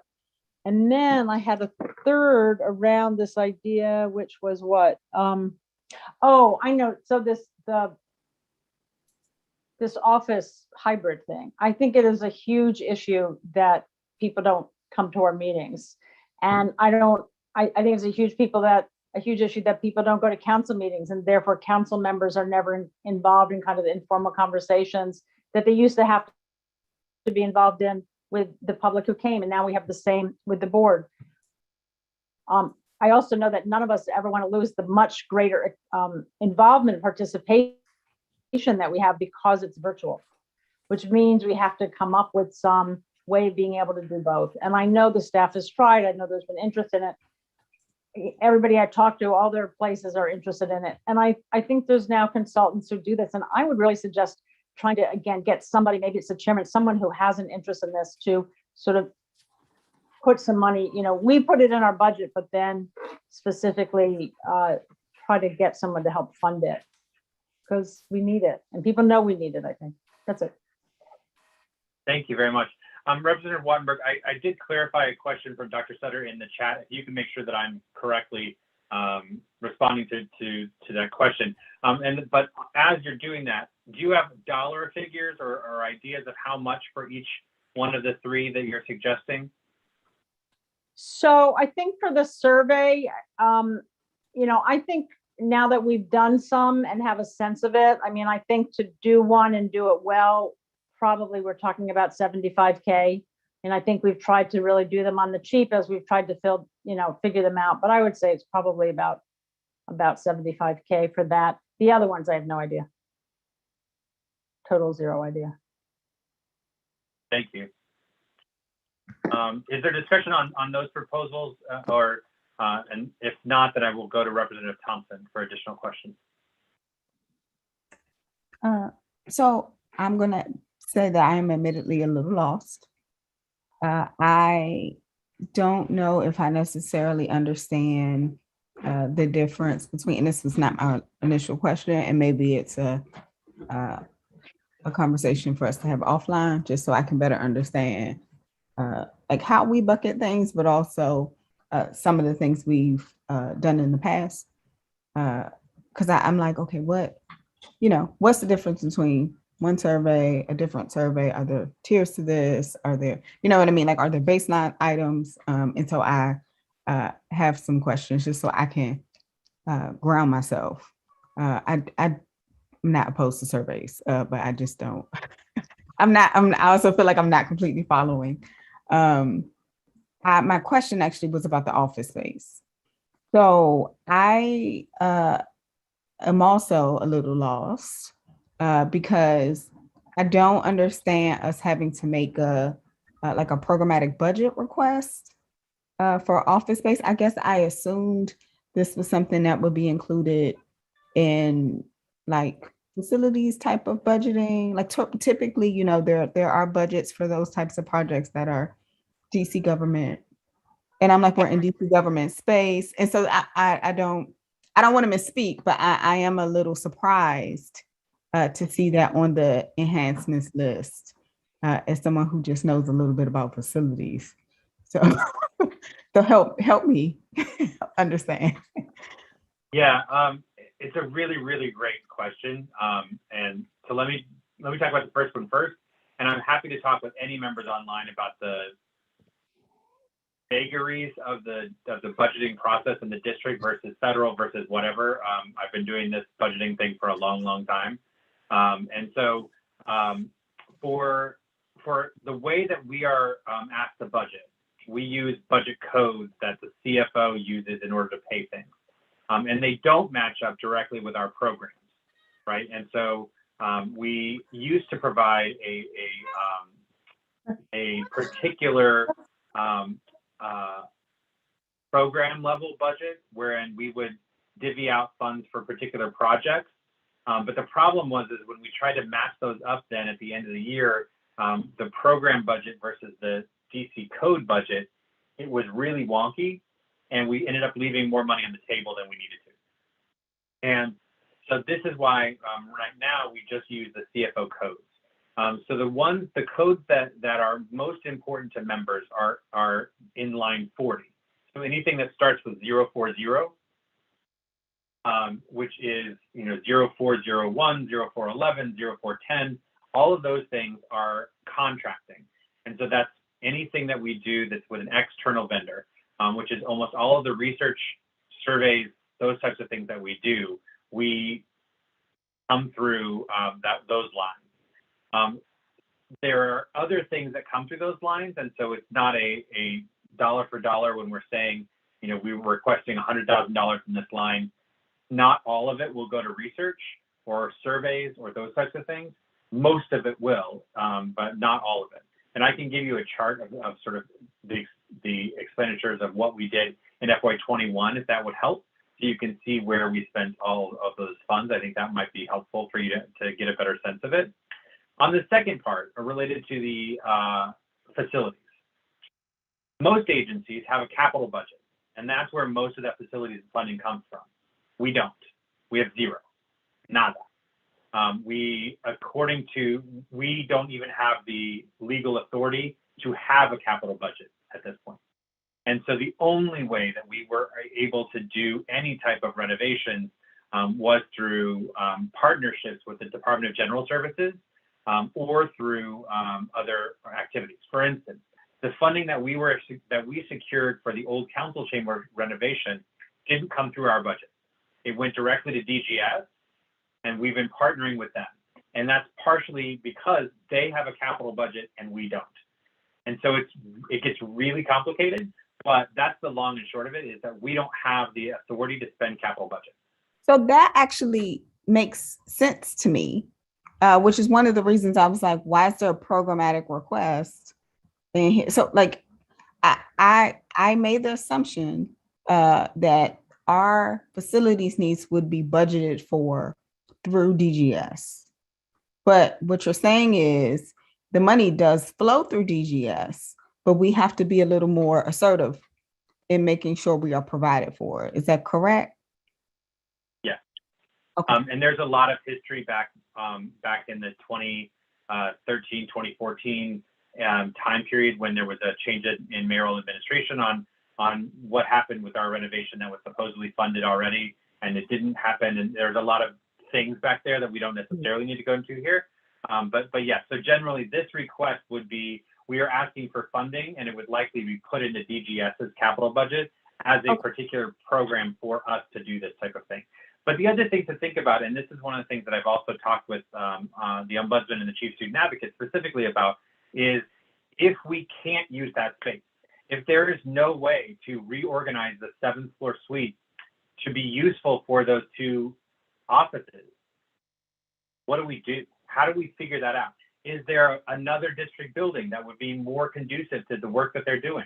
Is there another way of shifting those things around, which we are completely open to, but there are also costs involved in that, right? Because right now, in most district buildings, agencies are charged rent for the spaces. We don't currently, don't tell anybody, but we don't currently pay rent. Well, you just said it. The same thing. We can't afford it. DGS doesn't look at it. But we also can't afford it, right? So we can't afford to do that. And so we have to be very careful in how we're approaching these types of things. But I mean, there have been discussions, and Representative Wattenberg will remember many years of discussions about, like, what does it make sense for us to stay here? Can we move to a different place? Should we try to find a place at the DOES building when that was being built? Should we try to find a place where, the taxi cab commission is? How do we do all of the things to make sure that we are as accessible as possible to the residents? And they're all questions that are still unanswered. And I think the Ombudsman, Student Advocate, and I are very much interested in starting that conversation. And we believe that this request, likely to be not funded, will help us start that conversation. Okay. Well, I would be thrilled to have you all at DOES or even at DGS when they come move down the street from me. So that's awesome. My last question. Yeah. I remember, and I acknowledge that I did not follow up about this, but I remember when you presented the budget initially, and I asked if it was possible to move some of the travel funding around to possibly provide for professional learning, professional development opportunities for staff, since that's not something we typically are able to resource in a way that is robust as we would like it to be, given this pandemic posture that we currently have. The screen is too small. I can't follow. So is that something we were able to possibly adjust for? Thank you for the question and for the support of the staff. It is deeply appreciated. I was able to add some funding for staff members to have professional development. Most of that would also be through the 40 line, and so it's sort of absorbed into those costs. But the idea is to provide a somewhat equitable amount depending on the performance management plans of each member. I hope I'm not speaking out of turn, but I'm also hopeful. I've had conversations with leadership and to talk with some of the local universities about maybe asking them if they would be willing to cut us some deals on doing group training for all of the staff for public administration classes, or to do project management, public administration, those types of certification classes. If there's ways that we can do that as a group, I think that would be also something that would be helpful and might be a little bit of a cost saver. The board was incredibly supportive of me last year getting my certification in DEI. And so there are opportunities for us to be able to do those types of programs as well, and make sure that there's things that are going to be beneficial to the agency as well. So thank you again for the support. Dr. Reed?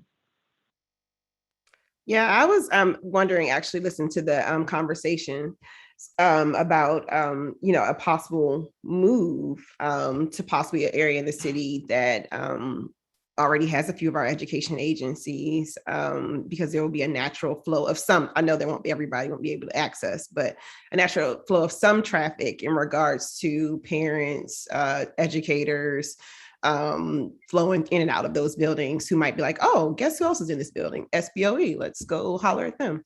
So I was thinking about that, and not to make a stink, but I'm also thinking, like, is there any way to get some compensation for like some of the renovation? Because I'm thinking about, and I'm not sure how this much relates to us, but like the renovation of the old council chambers that we might not be potentially able to use. Like, did we pay for that? And then can we get some assistance with, we possibly budget to renovate something that we can't use, and then now we need to look for other places?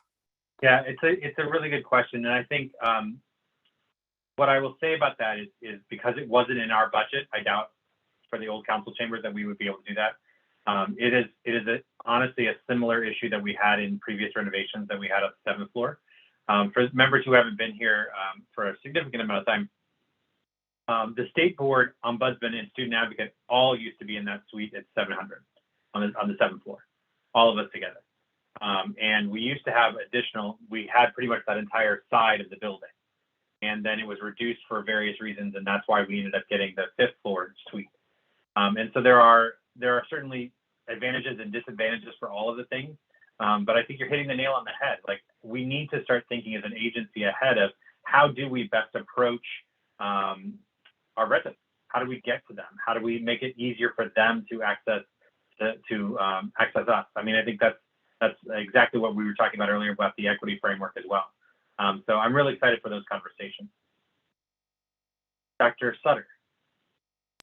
Thanks. My question takes us off facilities. So if others have more questions on that front. Okay, so my questions are just clarify. Representative Patterson, I'm sorry. Okay. I wanted to clarify two things Representative Wattenberg brought up. So Representative Wattenberg, you mentioned the surveys and that you expected that the survey would cost about $70,000. And the line item I had asked about is the enhancement, currently ranked 3 of 6, citywide research and reporting. It's an amount of $240,000. So I'm curious, you're suggesting that we add $70,000 for additional surveys on top of the $240 we would already ask for as an enhancement?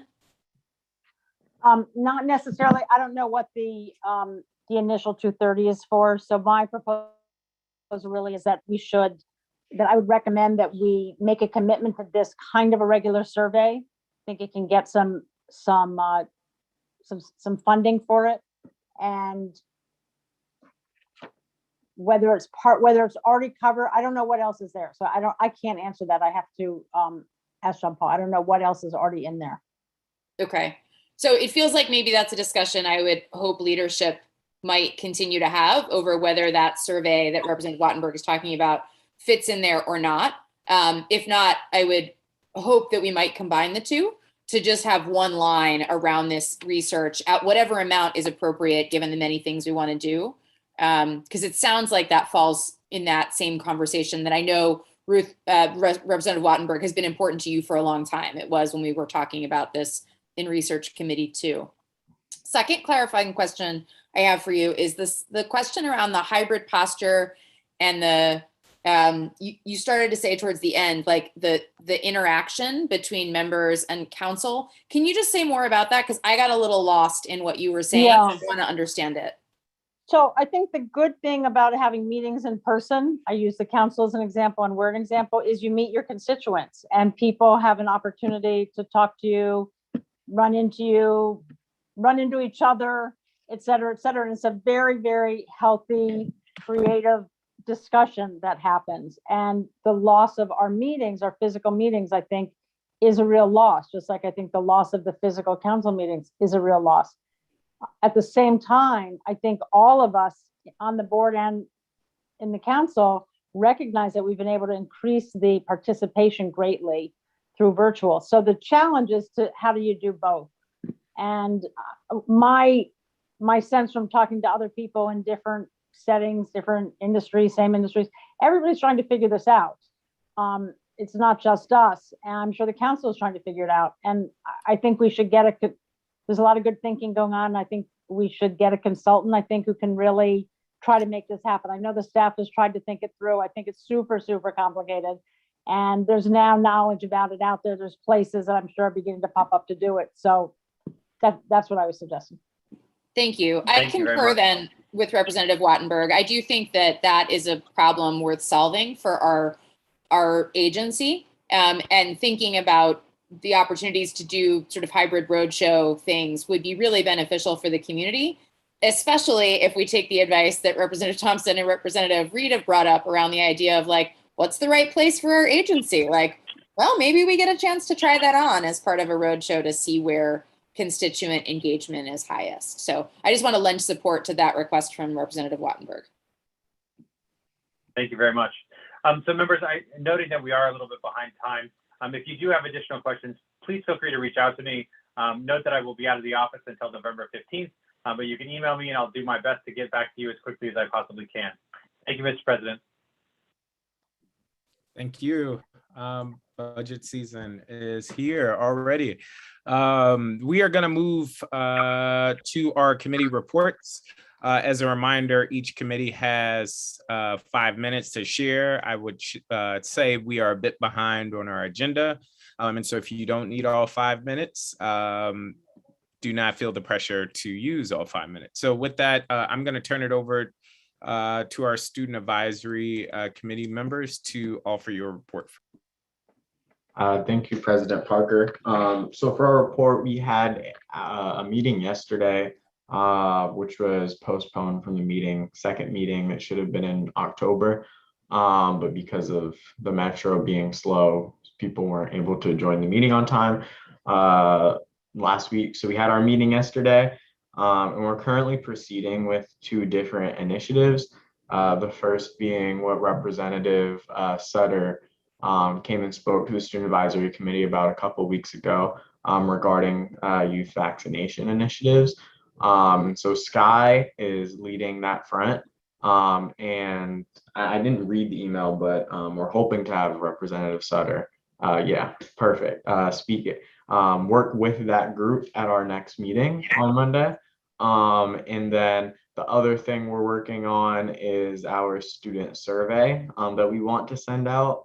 And we're focusing it around 3 topics of COVID-19 in general, like health safety in the building with how students are feeling with that, mental health, and then safe passage. And we're sort of currently in the process of creating the questions. And next week, we want to have Representative or not representative, sorry, Chief Student Advocate Dan Davis come and speak with us to offer his best perspectives on how we would implement the survey, how we would distribute it, the best ways for going about that, because we really think getting data on students' opinions and what students are going through right now can be very valuable, because as I've said in the past, we often will get data from parents, from teachers. Sometimes we just fail to do that for students on their perspective of some things. So we're hoping we can get some good work done with that, and potentially send it out at some point in the near future. And then with the youth vaccination initiative, I'm excited to see what that group decides to do. There were a lot of good ideas. And so, yeah, we have our next meeting in 5 days. And then we will have a meeting 2 weeks after that. And that is correct. Representative Wattenberg, and I believe you wanted to be a guest speaker at that one, right?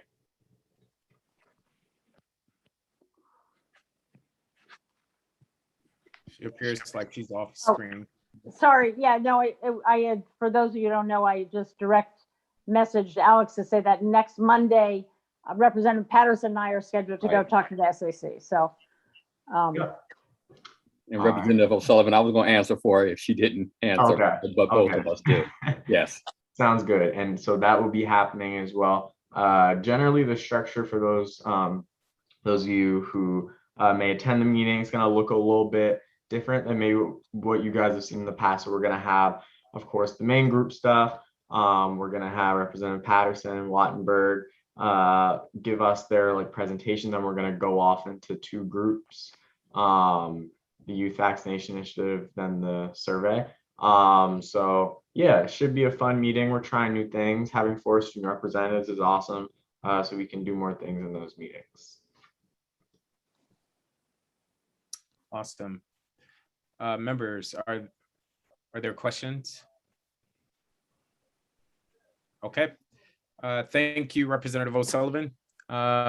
Next up, Vice President Gasoy with the Admin Committee report. Thank you. I think this will be very quick. So as noted in our report from October, we mainly focused on reviewing the current role of the ED by going through both the evaluation rubric and also the description of the position. And if you haven't looked at it, it's really impressive. All of the things that our ED is responsible for. So the main objective was threefold. It was after President Parker and I had a chance to sort of review this rubric, we noted that, and also this was from previous leadership as well, there are definitely areas that we are not able to observe. And so one of the things that we did was to have this more 360 approach to the evaluation. And so thank you to all of you who filled out the evaluation. That's the first time we've done that. And I think it's a much more, it will provide much more accurate data, and also just more data. It will be more useful for all of us and for our ED. And then also, in going through that really long position description, there are just areas that are a little fuzzy that we wanted to talk through.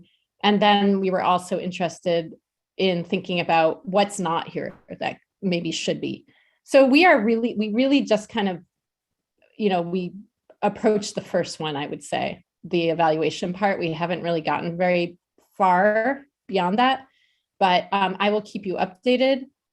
And I think that's it for that. And then, the other thing was we didn't talk about this at the last admin meeting, but we have talked about at previous admin meetings, the possibility of having, I call them protocols, but really I think more accurately, they should be called agreements.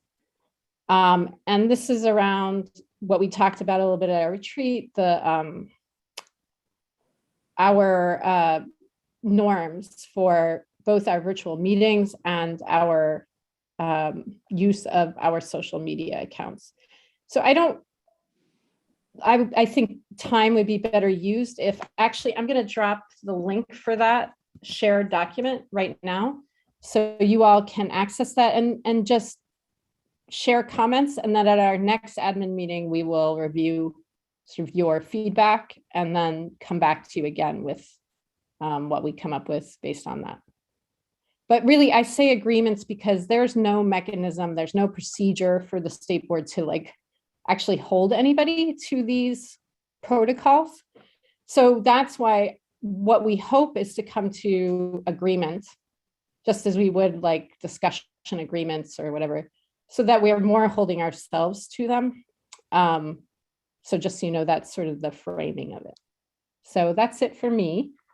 Any questions?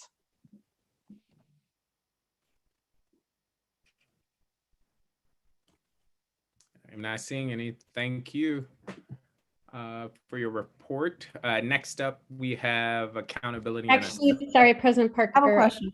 Yeah, go. All right, Representative Thompson.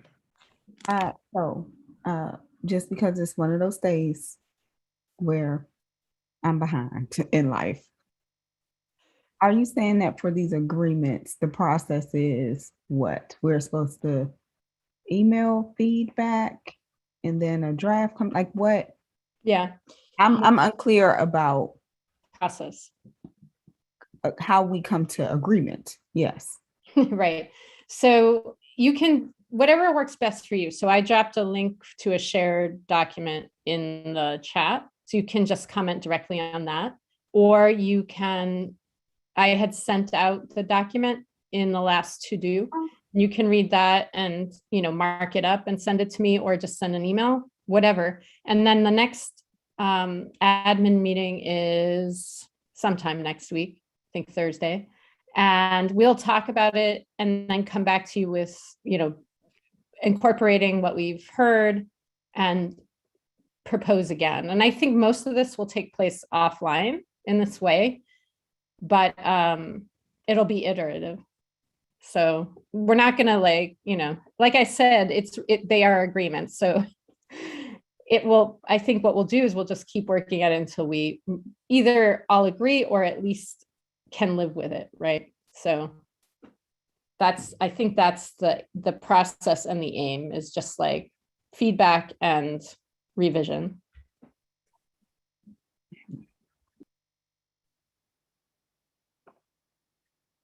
Right. Next up, we have the Assessment and Accountability Committee, Representatives Patterson and Weidenberg. You're up next. So I'm going to turn it over to Darren, who is going to give us a pretty short summary presentation of the teacher survey results. Then we can have a conversation on that. And then I have some comments. Representative Patterson has some comments, and then we'll go into a discussion really about the timeline and sort of getting this to the finish line. All right, great. I'm going to share my screen really quickly.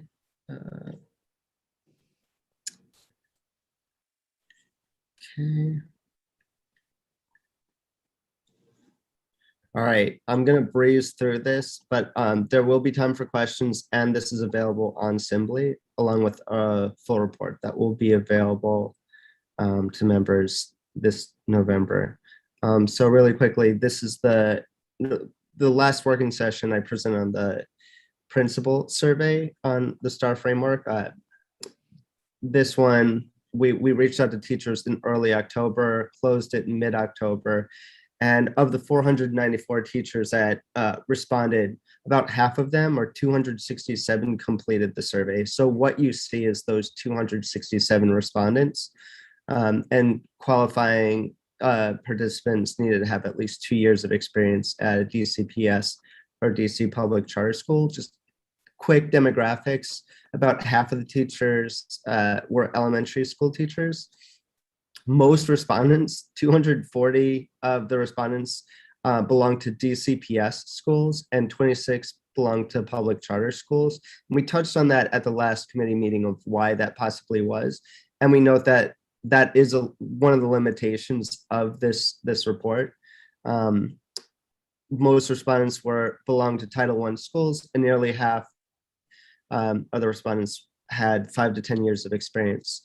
I do have high-level key takeaways. I'm going to skip through these just so I could dive right into the results of this. And so first off, one of the questions we asked was whether the star rating provided a fair assessment of a school's performance. About half of the teachers were split on this. Looking across different demographics, star rating and school level, like middle school teachers, 67% agreed with this, compared to 48% elementary school and 43% of high school teachers. But interestingly, when we switched to a very similar question, this time flipping it to, is the star rating a fair assessment of school quality? More teachers disagreed with this notion, and 21% responded strongly disagreeing with that notion. And so teachers seem to be seeing school performance and school quality differently in this respect. Switching over to the amount of attention paid to math ELA test scores at the expense of other subjects, 65% agreed with this notion.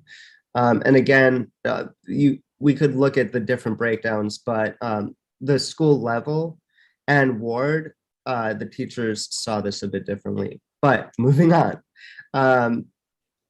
about 3/4 of the teachers did not agree that information conveyed in the star rating provides a complete picture of their school's performance to families who are choosing a school for their children. In an open-ended question, we asked, what are the impacts of the star rating on educators' ability to teach? A third of them said there was no impact the star framework had on them, but more negative responses than positive experiences with a star rating. So 39% provided different examples. For example, the star framework weights for standardized tests were too heavy. It put more pressure on teachers from leadership to focus on increasing or maintaining their star ratings. Whereas with positive experiences, about 27% shared things like building pride in themselves through their work, educating and supporting students. Indicators teachers want to see included in the STAR framework, they were able to select certain indicators. The top indicators that they selected was teacher staff retention, student safety, well-rounded curriculum, and school climate. The 4 least popular were AP IB participation, percentage of students who have reached proficiency on PARCC ELA tests, suspension rates, and student SAT scores. When asked in an open-ended question, what indicators they'd like to see in a STAR framework that serves student and community needs, the top 3 were teacher retention, growth on academic assessments, and well-rounded education. When asked which indicators, again, an open-ended question, which indicators they'd like to see in the DC school report card, not in the school rating, and was very clear about that. The top 3 were academic growth metrics, test scores, teacher retention, and school climate. Metrics that detracted from supporting students and communities. The top 3 were test scores. A third of 128 responses were test scores, followed by attendance and measures around discipline. For example, one teacher said, focus on test scores. There's so much more to a community than how the children perform on tests. Moving along, given 2 different choices around the weighting of proficiency on standardized test scores, 88% of teachers said that a school's proficiency rate on statewide standard tests should not be weighted heavily in a state's accountability system because it depends more on the number of students already at or close to proficiency and less on how effective the school is. Impacts of the STAR rating on school actions, behaviors, and policies. Again, about half of them, the STAR rating said there was no impact or they were unsure of the impacts on actions, behaviors, and policies. Again, about a third of them reported negative impacts the STAR rating made on the school's actions, behaviors, and policies. including the top one being STAR framework does not accurately, holistically evaluate schools that reflect the reality of students, teachers, and school curricula. And about 13% of those 144 respondents shared positive remarks. For example, the STAR framework propels and motivates educators to perform their best and elevate the level of rigor of coursework offered to students. Impacts, and these are just more quotes from that. I did want to note that the top one, and this was a negative aspect of the impacts. With so much emphasis being placed on math and ELA, I have concerns about the effect the STAR scores have on special subject classes such as art, music, library, and PE. We need these classes to produce well-rounded students who want to learn. Some of them need these classes to support them, to excite them about learning in the required subjects. And then I did want to share also a positive one. It has given us a school rubric we could use to help better our school. The specific areas help us know what specifically to grow in. And so different teachers have different experiences with this. For improvements to STAR framework regarding steering resources to schools, out of 100 responses, teachers provided the top 4. And I'll just go over the top 2 with you. Holistically capturing teacher, staff, administration efforts, which include capturing students' academic growth. And then 2, actively using the STAR rating to improve schools by training teachers on what the STAR framework is, while using it to steer resources and supports to those schools. Improvements, and these are, again, just quotes. I'm going to skip through that. For final thoughts, out of 90 responses, 86% of the teachers that responded to this open-ended question mentioned disapproval in one way or another of the STAR framework. 19 of those 90 teachers said the STAR framework should be done away with altogether. And other suggestions for improving the STAR framework were completely overhauling the framework, less testing and more growth metrics, and make the STAR framework more holistic. And then just some of the quotes from that. I'll just share the first one. Add more items to the STAR rating that address the whole child, not just academics, because we teachers do a lot more than what is used to rate the school and would like to be represented. And that is about it. Here are the demographics, but I'll want to certainly give time for questions and also time to talk about the timeline. Does anybody have any questions? Emily? Thank you. I can only remember one. I had like lots. It's okay, but I'll say my one, which is there was one item where you said it was a open-ended question, and one of the teachers said, or one of the responses was for the report card, they would like to see more academic growth or something like that. Mm-hmm. Was that one of them? Was there any indication of what they meant? Like, for instance, they would rather see the academic growth in the report card rather than on the STAR rating, or they would like to see some other academics measured, or was there any indication of like what that was about? So I'd have to go back and look at like specifically what each of them, I mean, this is more coded from the quotes, so I'd have to go back and look at that. What I will do, so these slides are in Assembly. A full report, it has already been drafted, and Ruth and Jacques are looking that over. I'll also provide all of the quotes to all members from that survey. These are all anonymous, so they can't be traced back to the teachers. I don't know about publicly sharing them, but I will share the quotes with all members.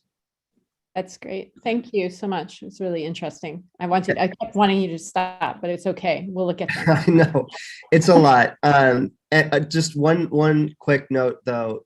We had the principal survey. This is the teacher survey. We have a family survey out right now. I want to make sure that we're sharing that in the YouTube chat. And I also asked members to retweet what the state board did, shared out already. We have about 500 family and community members responding to that survey. But I'd hope to get quite a bit more across wards. And that report and slides will be available as well. Can you, not now, but maybe send an email to all of us or some of us that we can share on the breakdown from wards, just so we can know, like, oh, if I know Ward 1 really needs more, just so we can try at least to have more even represented. Absolutely. Yes, I'll do a breakdown of where we're low in certain areas, if it's DCPS versus charter wards. Thank you.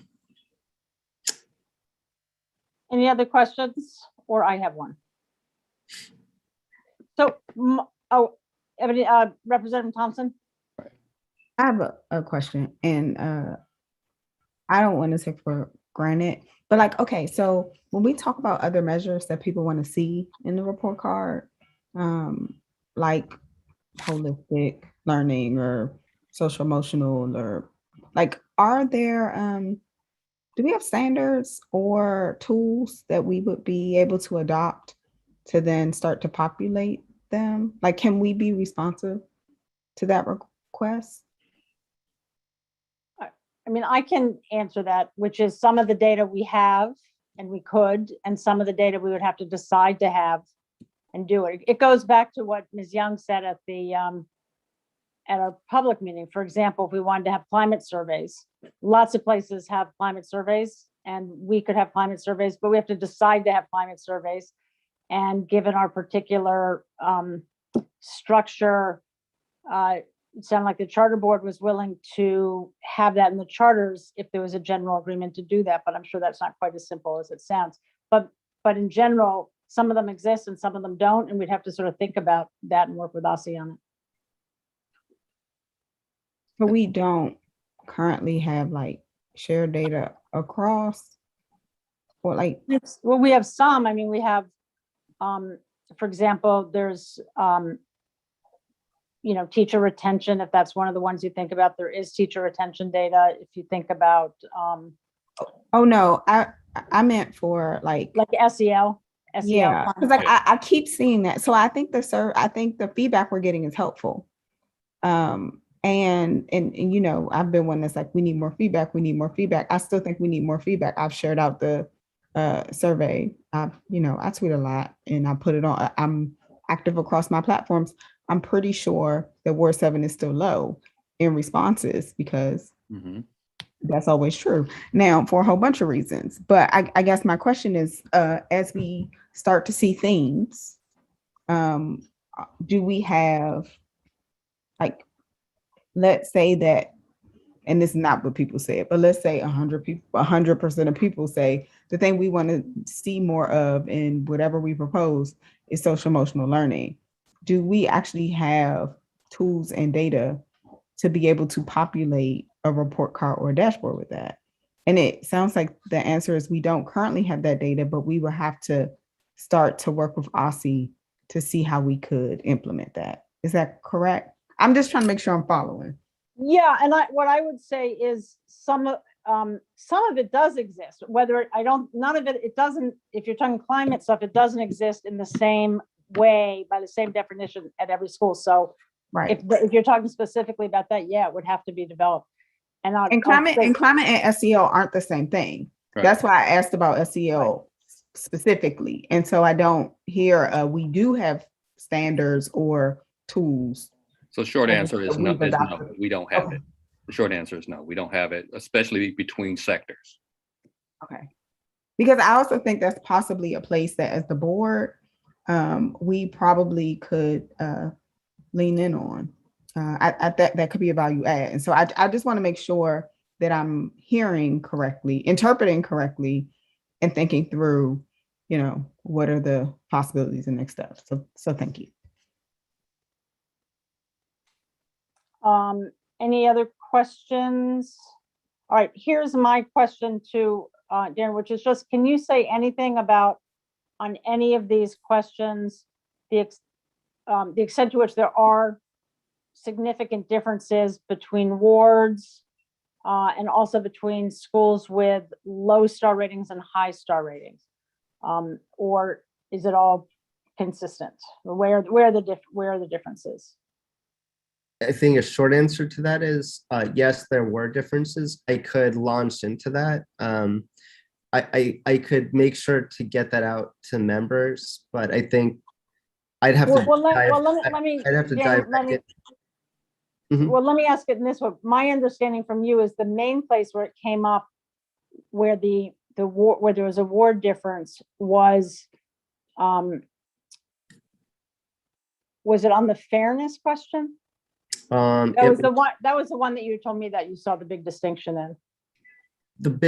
So the distinction, what's tricky is to get significant differences by demographics, you have to have enough of a sample size to find that significance. And so that's why it's kind of tricky with this kind of survey. When it's broken down by ward, there are only so many that are answering some of these. And so I can't just outright say, this is how many, but for the school performance, like, does it provide a fair assessment? That would be the number of 2019 star ratings. And so lower star ratings disagreed with this a bit more than 5-star schools. That like a third of 5-star schools strongly agreed with performance, and like, does it provide a fair assessment of performance? And 10% of 2-star schools strongly agreed with that. And then school level seemed to also have a difference of opinion. For ward, the only one that really showed up significantly was Ward 3, agreeing, or Ward 3 had the highest rates of disagreeing that math ELA was taught at the expense of other subjects, compared to Ward 3 and Ward 4 that were at 13%. Okay, all right. Seeing no others, I'm going to jump into the rest of the committee report. Oh wait, Representative Reed. Yeah, Representative Reed. Thank you. So given that responses by ward is always going to be an issue, no matter how well and I will say, I am not as good on social media for a variety of reasons, but I also don't think even if I was the best at social media, I would get as much representation as possible. So statistically, is there a way to balance for that? Or could we add weight to the responses that we have? Because otherwise we're then making things kind of equal and pitting.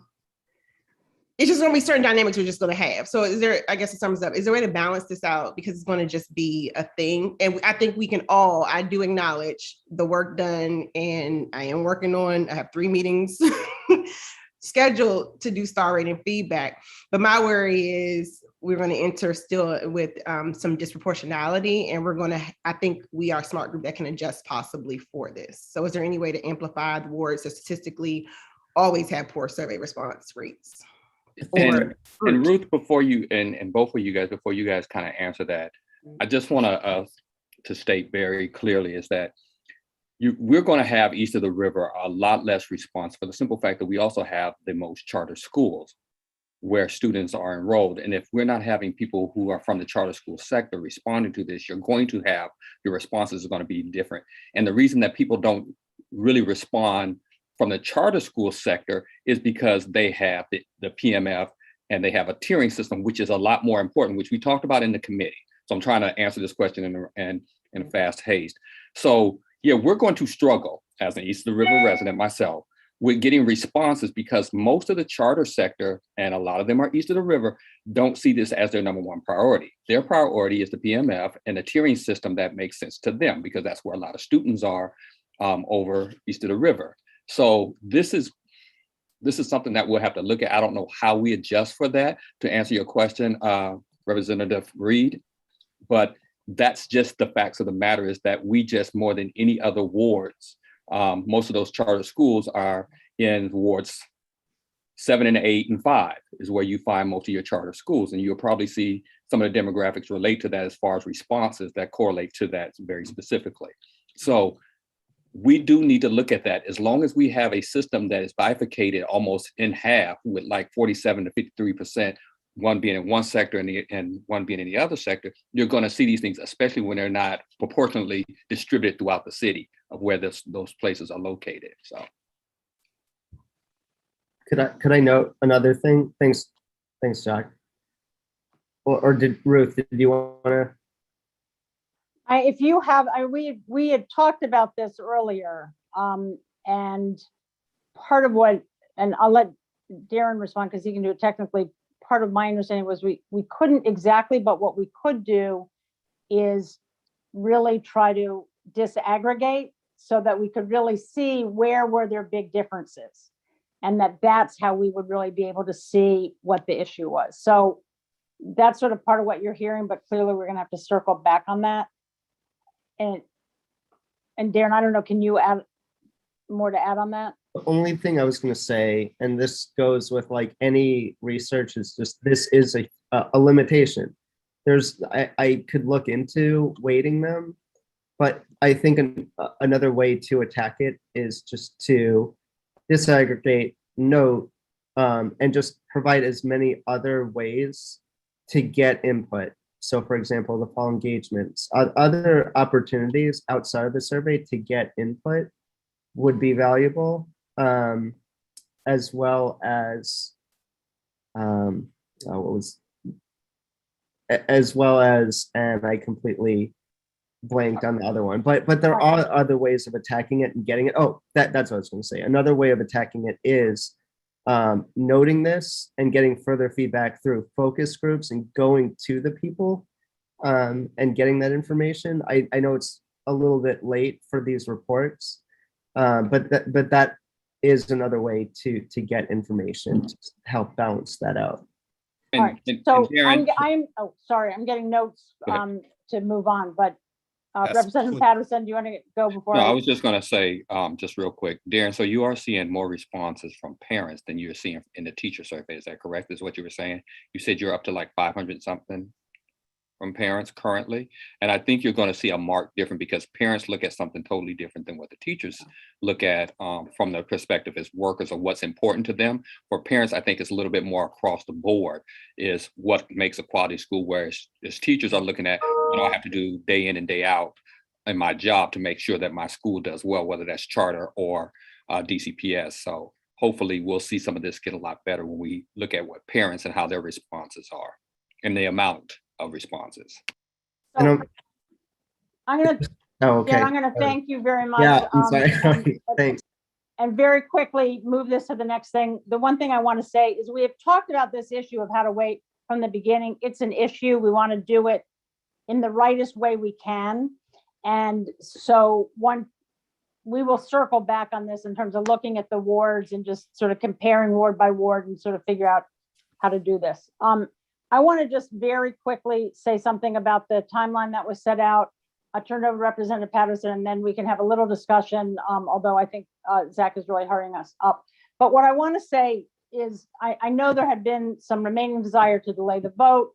Representative Patterson and I agreed on one final delay along with the board leadership, to move this to January. We talked about doing a special meeting. I think now everybody is sort of on board. Let's just do we'll vote on this at the regular meeting in January. You have that proposal in the timeline. Everything in there is the same, except that instead of the special meeting in January, it'll be at the regular meeting.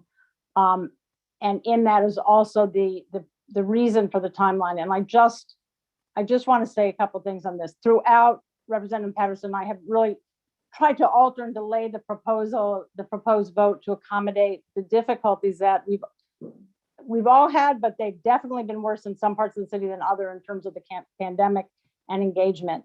And we've proposed these delays while also trying to keep an eye on the realities of the timeline. And the reality is this. this rating system is very biased. I think everyone on the board realizes this and understands this. It is not fair. We have research that says that. In addition, the current system doesn't lead to support for schools that need it, except for in a handful of the cases, the bottom performing 5% of schools. And that's not right. And for many families, for teachers, for board members, we know there are many other concerns about the rating as well. And to be clear, if we want to change the way DC rates or reports on school quality before another star rating is issued, we as co-chairs, this is what we put forward in that memo, we can't delay. And that's why we are really hot to trot with this January vote, which was sort of a further compromise. And you can see all this in the memo, but basically, if we don't start now, there just won't be time to do we'll jam ourselves, but before we jam ourselves, we want to engage with OSSE. We want to collaborate with OSSE. They need their time to do their work in terms of the research, the modeling, and so on. We need time with them to work on it. We need time, this is something Representative Patterson has talked about for a long time, is we need time to be able to talk to the DC Council about ways in which a different kind of rating could kind of trigger sort of different kinds of supports to different schools. And if you lay it out on the timeline and you all have it, we're really just, we're there. And so that's all I wanted to say. And it's all there in the timeline. Everything is the same. We're except for we won't take the vote in November about the January vote. We won't have the January special vote, and it'll be at the regular meeting. The timeline is there that sort of, I think, lays out why we think we need to get moving. And that's all. I will throw it to Representative Patterson, and then if there's some questions, we can look at that. We could do a little. Be sensitive to time. I don't have any other comments. I would just say, please read the reports of why we move these things. I appreciate all the members, both of the committee and of the whole board, of just making sure that we're sensitive to the different dynamics that are part of the city and stuff like that. So just read the report and it justifies why we're doing this at this particular time. And I appreciate Ruth as a co-chair to make sure that we can collaborate on that timeline. So thanks. All right. And any questions before Zach gives us the hook? All right. And also, no. Emily? Not a question. I just wanted to say kudos to getting this pulled together in what feels like, we're on the track, and I'm excited for this work moving forward. So thank you for that to both the chairs and the committee. Thank you. And yes, get those surveys out. That's it for us. Thank you, everybody. Thank you. Thank you, co-chair. Please review the memo, and if you have questions, please follow up with Representatives Patterson and Wattenberg, and we will follow up in much more detail. Next up is board governance. Representative Thompson, I'm going to turn it over to you, although I see here. I don't need 10 minutes. Okay, I was gonna say, I see board governance and education standards. I didn't know if you all wanted to give. I don't need 10 minutes. Okay, so Representative Thompson, over to you. All right. So I did send my committee report this time. Our October meeting was largely about the fall engagements. One headline, one ask. Headline, we want and need feedback for how we ask people to share what I'm calling the experiences they're having. Like, what are the pain points? How are you perceiving, your interactions with different government agencies? What are your hopes? What are your dreams? What are those things? So at the meetings on November 15th and December 4th, that is what we will use our time to do. As members, I will send a separate email now in case it's too difficult to go into our committee report of the draft questions that we have started to assemble. The committee had time to give some initial feedback to those questions. I would encourage you all to give us some feedback. This is one of those things where more eyes is better because we want to pull out any kind of inherent assumptions or blind spots or biases that we may have as committee members, and come to a place where we make these questions as accessible as possible for the public. That is the goal of the engagements. So that is the headline and the ask wrapped together. So I will send a corresponding email. I'm happy to take any questions, but that really is the only update as far as the Board Governance Committee goes. Representative Thompson, what are these public engagement forums for those that may be watching who may not know? Well, since I have 8 minutes left, the state board is having 2 public engagement forums to share the work of multiple committees at the same time. So the topics that will be covered: board governance, quick plug for us, social studies standards, and this revamp or input into what could be the STAR framework. I will say, I believe that as of right now, residents can choose 2 of those topics to give feedback in the engagement sessions. It's kind of hard to get to 3 different things in the amount of time we have. I believe the first one will be in Ward 7 on November 15th at Deanwood Recreation Center, and the second one will be at MLK Library on December 16th. I think that means December 15th, right? No, 4th, December 4th. I believe the first date is a weekday and the second one is a Saturday. And so if you have not seen that, please go to our website. I think some people have started to tweet out, Instagram, other things, because we have a flyer now and it was all in the mailing. So we encourage people to attend. I would, of course, like it if you come to the Ward 7 session, because I'm clear about my bias. I would like us to have more people than everybody else. Anybody can come, but show up to that one first. And then if you can't make it to that, you can see us at MLK Library. Is that helpful? Okay, are there questions? That was great. Okay, perfect. I will count us all as at least clear as mud. And I suggest we move on to the next committee report. Thank you. Darren, can I take 10 seconds?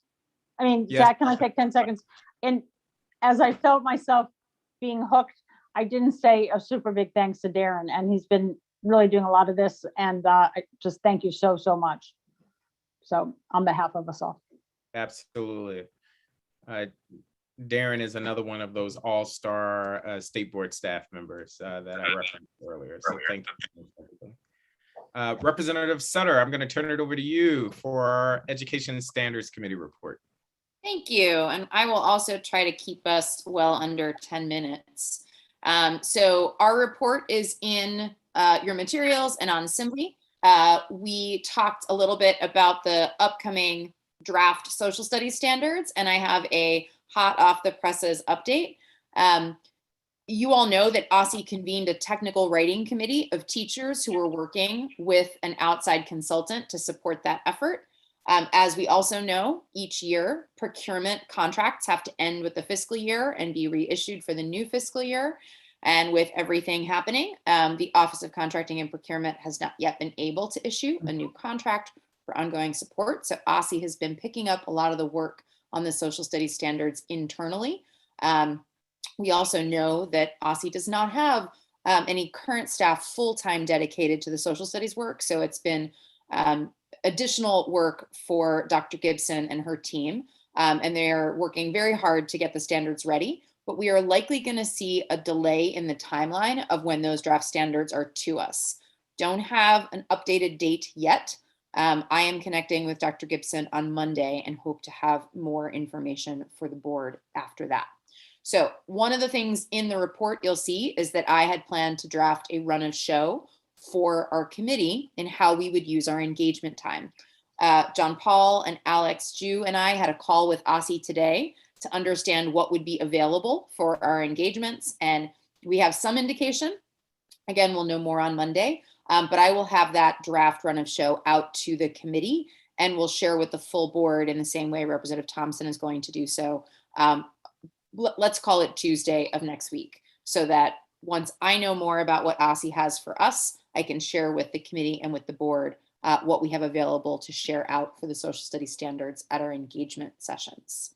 One of the other things that you'll see in the report is that Alex drafted us a survey that we'll use at the engagement to give to the public about how the state board should pursue additional education standards updates. What other standards does the public want to see updated next? What questions do they have about the state standards in the district? And it's a short 4-question survey that we'll administer as part of the engagement to try to get a sense from the public about where we should go next with respect to academic standards and updates in the district.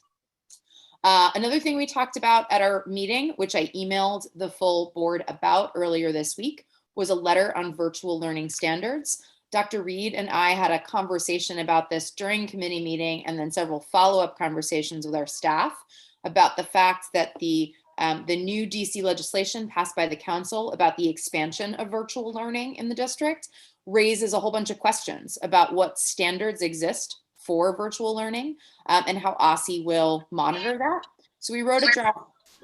Sorry, is there feedback coming from somewhere else? We wrote a draft letter that we shared with all of you. We'd really like to send this letter out to OSSE. Right now, the letter is addressed just from Dr. Reed and I, but we'd be happy to have other members of the board sign on to that. So please do respond to that email so that we can get that letter out to OSSE this week. It's just a request for additional information. So it is not anything the board is resolving to do, but rather questions we are asking that we would like access to information on so that we can better understand what steps come next. Last note from the committee report is a update on literacy. Representative Chang has convened a working monthly literacy working group across agencies and organizations in the city. Right now, that group is meeting rather informally, starting to understand like what could be helpful. And we discussed in the committee when he might shift to something more formal. But at this point, the group is still sort of gelling and coming together, and we're all very excited by Representative Chang's ability to get folks to come together and have conversations that perhaps have not had a common table before. He did invite members of the committee to attend. I'm certain that if you reach out to Representative Chang, he'd be willing to extend that to all members of the board who might want to attend. We may have to do a rotating schedule since this is an informal and not open meeting at this point, but I'm certain that he would be happy to have any of our colleagues involved so far as they're interested in observing. I'll stop there, see if any other members of the committee want to make comment or anyone wants to ask questions.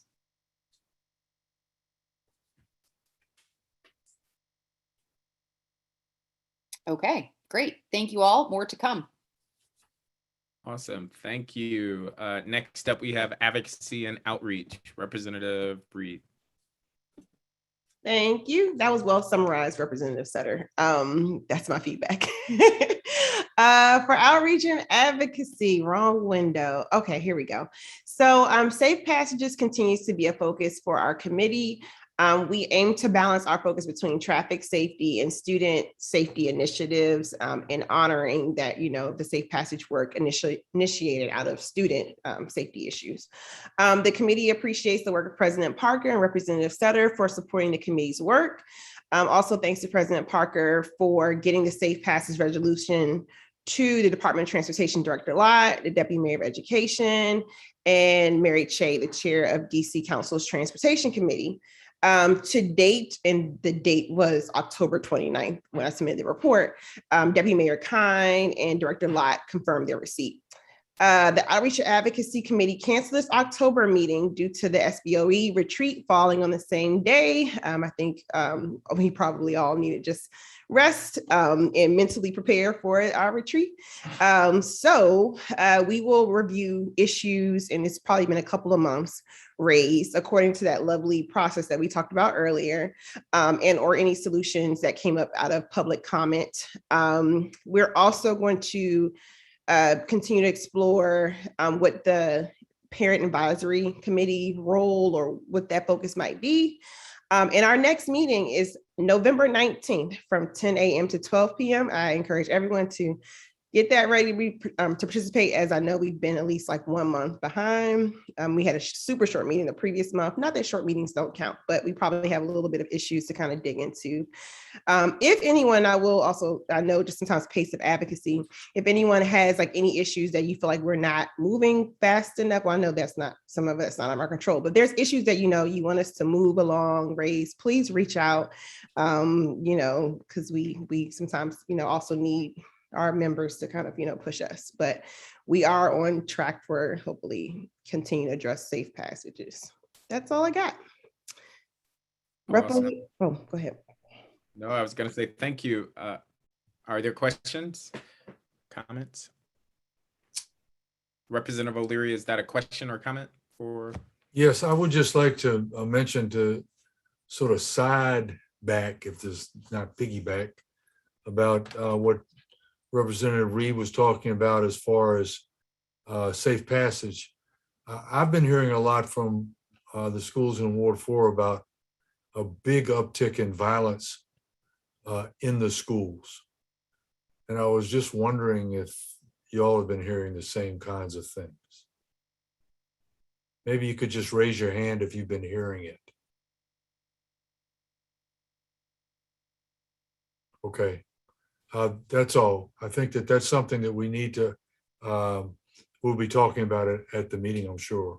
But it's sort of it's not talking about passage out of the school, but it's definitely talking about safety within the schools. Totally agree. And I think that's something between Representative Thompson and our student advisory committee that constantly recenter us on that fact of, hey guys, don't forget safe passages initiated out of, you know, more student violence, safety, that kind of thing. And we've recently tagged on the traffic element, even though a lot of this is kind of engaged, but like, we don't want to lose that also as a focus, and we're seeing it. Yes, everyone's hand went up. So thank you, Representative O'Leary. That's all I got. All right, yay. Thank you. Next up, we have back over to you, Representative O'Leary. Educator practice. Good evening, everyone. We're waiting for the OSSE's report on teacher retention, which will come out in December, early December. There'll be a council hearing on that too. The Teacher Practice Committee last met on October 12th, where Scott Goldstein and President Jacqueline Pogue Lyons was invited. She couldn't make it, but Scott gave a really good presentation on the landscape of teacher retention in DC and what's happening, and that he's heard that there are at least 160 unfilled DCPS positions, and that departures this year have been high. And probably one of the most important things is, I won't say, I don't know what's worse than extreme, but there's something worse than extreme as far as substitute shortages. There are, you notice that the mayor has reacted to that and talked about paying substitutes more and having a permanent substitute in each school. But I know that I've been hearing that there are teachers leaving as we speak. And it may have to do with the vaccinations deadline on Monday. It may also have to do with mental health issues. And I'm using that as a broad definition. Stress, fatigue, those kinds of things. We've invited people from all of the prominent bodies to come to our next meeting, which is on November 9th. Hopefully we'll get somebody to come and talk to us about what they're doing about teacher retention, and how we can work with the agencies to try to help stem the tide of teacher attrition. You'll remember, those of you that were on the board before, that we started out as a teacher attrition committee, but then I thought that that was very negative, so we changed it to teacher retention, and now it's teacher practices. But if they're not in the classroom, then that's not a good practice. So I'd like for if the members of the committee would have anything else to share. If not, then if you have any questions, then we'll try to answer them. And if not, then yes. Vice President Gasoy. Thank you. Just adding one more piece to that puzzle, or I don't know if it's a puzzle, that problem of teacher shortages. And another thing that I did have a conversation with President Pogue-Lyons, and something that she highlighted was that there are teachers who have been hired but can't get placed. Like they are still going through the HR process, and for some reason there are all these backlogs. So it's just adding to, the problem. And I can imagine, I mean, this is surmising at this point, but that the shortages are also like weighing on the teachers who are in our schools, the teachers and staff, because they are having to do more. So it just is like a real cyclical issue. The other question I just have actually is, have we invited, or that's what we're going to discuss at our next meeting? Representative O'Leary, have we actually invited those folks, or? I'll get back to you on that. Okay. I know I that's. just wanted to clarify. Okay, cool. And the other thing about what you mentioned is, I don't know if you've had, there are a lot of principals in Ward 4 who are teaching classes full time in both elementary and the secondary schools because they're short teachers. Principals and assistant principals are covering classes, let's put it that way. Representative O'Leary, I was just going to add on to what Representative Gasoy said, and Representative Reed mentions it in the chat as well. I had heard a little bit about this and took a couple of phone calls to CFSA to better understand what's happening with some of the teachers who haven't yet been placed. So it sounds like there's a holdup in a process called the CPR, the Child Protection Review, that all staff, all teachers, all out of school time, everybody working in schools, both DCPS and charters, have to complete. And it sounds like there's a backlog there that may have a couple of different causes. One having to do with the increase in the number of people who have to do it, but also the second part being a switch that used to be, it went through directly through CFSA, and now it's going through DCHR as a middleman. And that seems to be a holdup.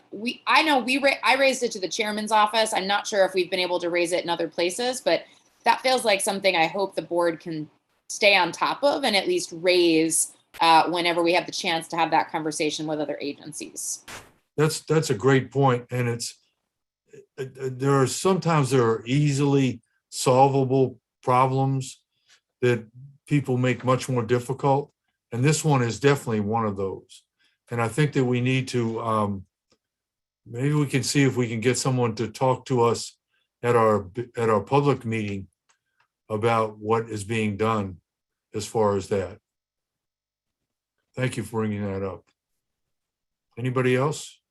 I don't see any hands. I'm just using my skills. I can see that. Just adding on to that, I do think this is a place where not that many folks know about the DCPS CAT, Community Action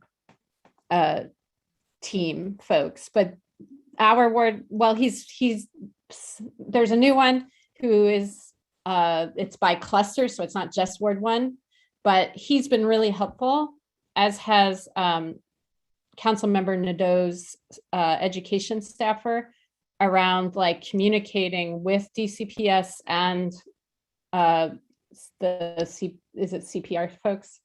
Anyway, they may be good folks to come in and sort of talk to us about what they've found out and why it's still a problem, because this was like last month or 2 months. I don't know. This has been ongoing. So I know it, and it's almost December. It's almost the end of the semester, as a matter of fact. So we need to, let's see if if we can get somebody at the public meeting to give us that kind of information as far as testimony. Thank you very much. Thank you. Next up, we have external committee updates. Are there any? Representative Sutter. Thanks, President Parker. I just want to note, I sent out an email earlier about the Government Affairs Committee of NASB. Representative Reed wrote back to me about a link that I got incorrect. I have reached out to the folks at NASB to get the right link for the updates on assessment accountability comment. And as soon as I have that, I will refresh it for everyone. So thanks for that catch, Representative Reed, and I'll send that out. No other updates from me. Awesome. Representative Thompson. Let's keep it going with the NASB updates. I believe at our last meeting, I shared that I will be attending the annual meeting on our behalf. Spoiler alert, I voted. We confirmed John Paul Hayworth, our executive director, as an addition to the NASB board. So we should celebrate that because that is awesome. And I believe the sessions were recorded. I think people who registered may have received the videos of those things. If not, I'll check and follow up and see how we can share, those resources with the board. But I wanted to make sure we recognized Mr. Hayworth and congratulated him on his new role. That should be part of our annual report. It should. Great idea. Especially if there's a video. Congratulations, Mr. Hayworth. Another part of our all-star staff. We're on a roll tonight. Are there any other external committee updates that we would like to share? President Parker, I have one. Sorry, I should have also said, we did also vote on the policy position. So I will make sure I share what was our final policy and education position, because that's the work I was supposed to be doing, and I did do it. And which includes actually a new section on racial equity that was not part of our equity framework before for NAPSI. That was a stretch for people. So I hope that we as a board just take a look at that, and I welcome any feedback because I expect this to be an ongoing conversation with NASB and of course with boards across the country as we see what's happening in the world.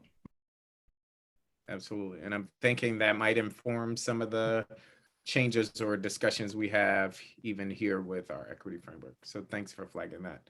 Mr. Ju.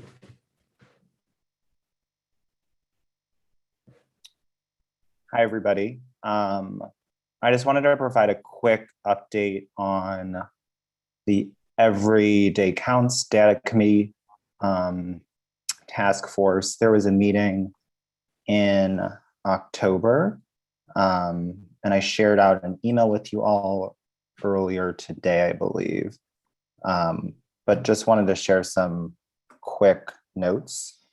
So at the data committee meeting, we reviewed data for the previous school year, so school year 2021, for the last 4 quarters. And I just wanted to share what was noted for at least the most recent school year quarter. So related to in-seat attendance for hybrid learning, it was about 85% for school year 2021 in the 4th quarter. And it was lower at about 80% for distance learning. And these trends were nearly the same for both DCPS and public charter schools. There were also really high rates of chronic absenteeism noted last year, which I think you probably all are aware of. But distance learning rates were about 45%, hybrid were about 38%, and in-person was about 32%. And just as a comparative, the reference rate that they were using is 30% for school year 18-19. And so you can see that there's quite a stark difference, especially with distance learning, a difference of almost 15%. Across grade bands, there were really high rates in high school. above 50% for both hybrid and distance learning for the high school grades. And then as well as kindergarten, which I think is also unsurprising.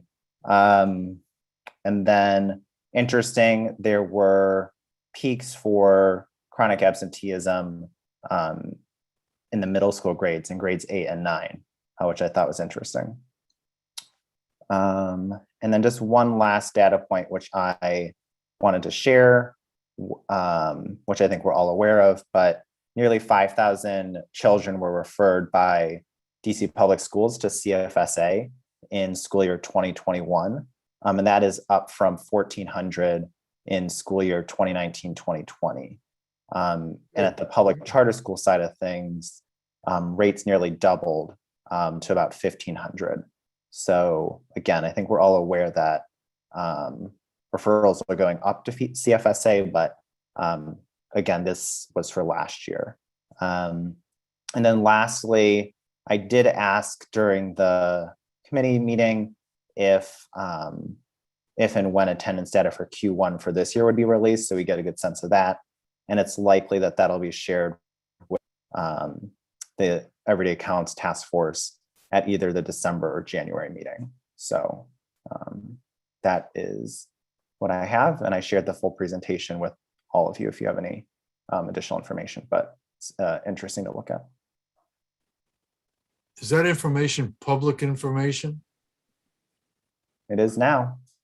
I know. I'm just saying that's stunning. And who's accountable for that? How do they? What? I mean, you said 5,000, right? Was that the number? What was the number? Yeah, I think I rounded it up. I want to say it may have been like 4,800 or I'm just over 4,800, but nearly 5,000 children. From what was the number the year before? 1,400, 1,200? 1,400. My goodness. But as I said, I think I sent the email literally just before this meeting, so you may not have reviewed it, but there's a PowerPoint in there. And it has some really interesting data and figures. I will note, I do think when the information was presented to us as the data committee, it was still somewhat in draft form and being finalized, but I don't imagine that the numbers are going to change drastically. Alex, are there demographic breakdowns for any of those numbers? No, there are not. So the only breakdowns that they have were ward, grade band, and I think that was it. And I think that's just for chronic absenteeism. Everything else is in the aggregate.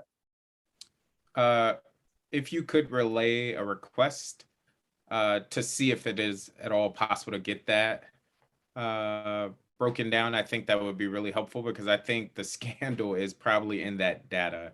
I would venture to guess the demographics of parents that are being reported versus those that are not. And so, yeah, if helpful, that would be important information for the public to have. Absolutely.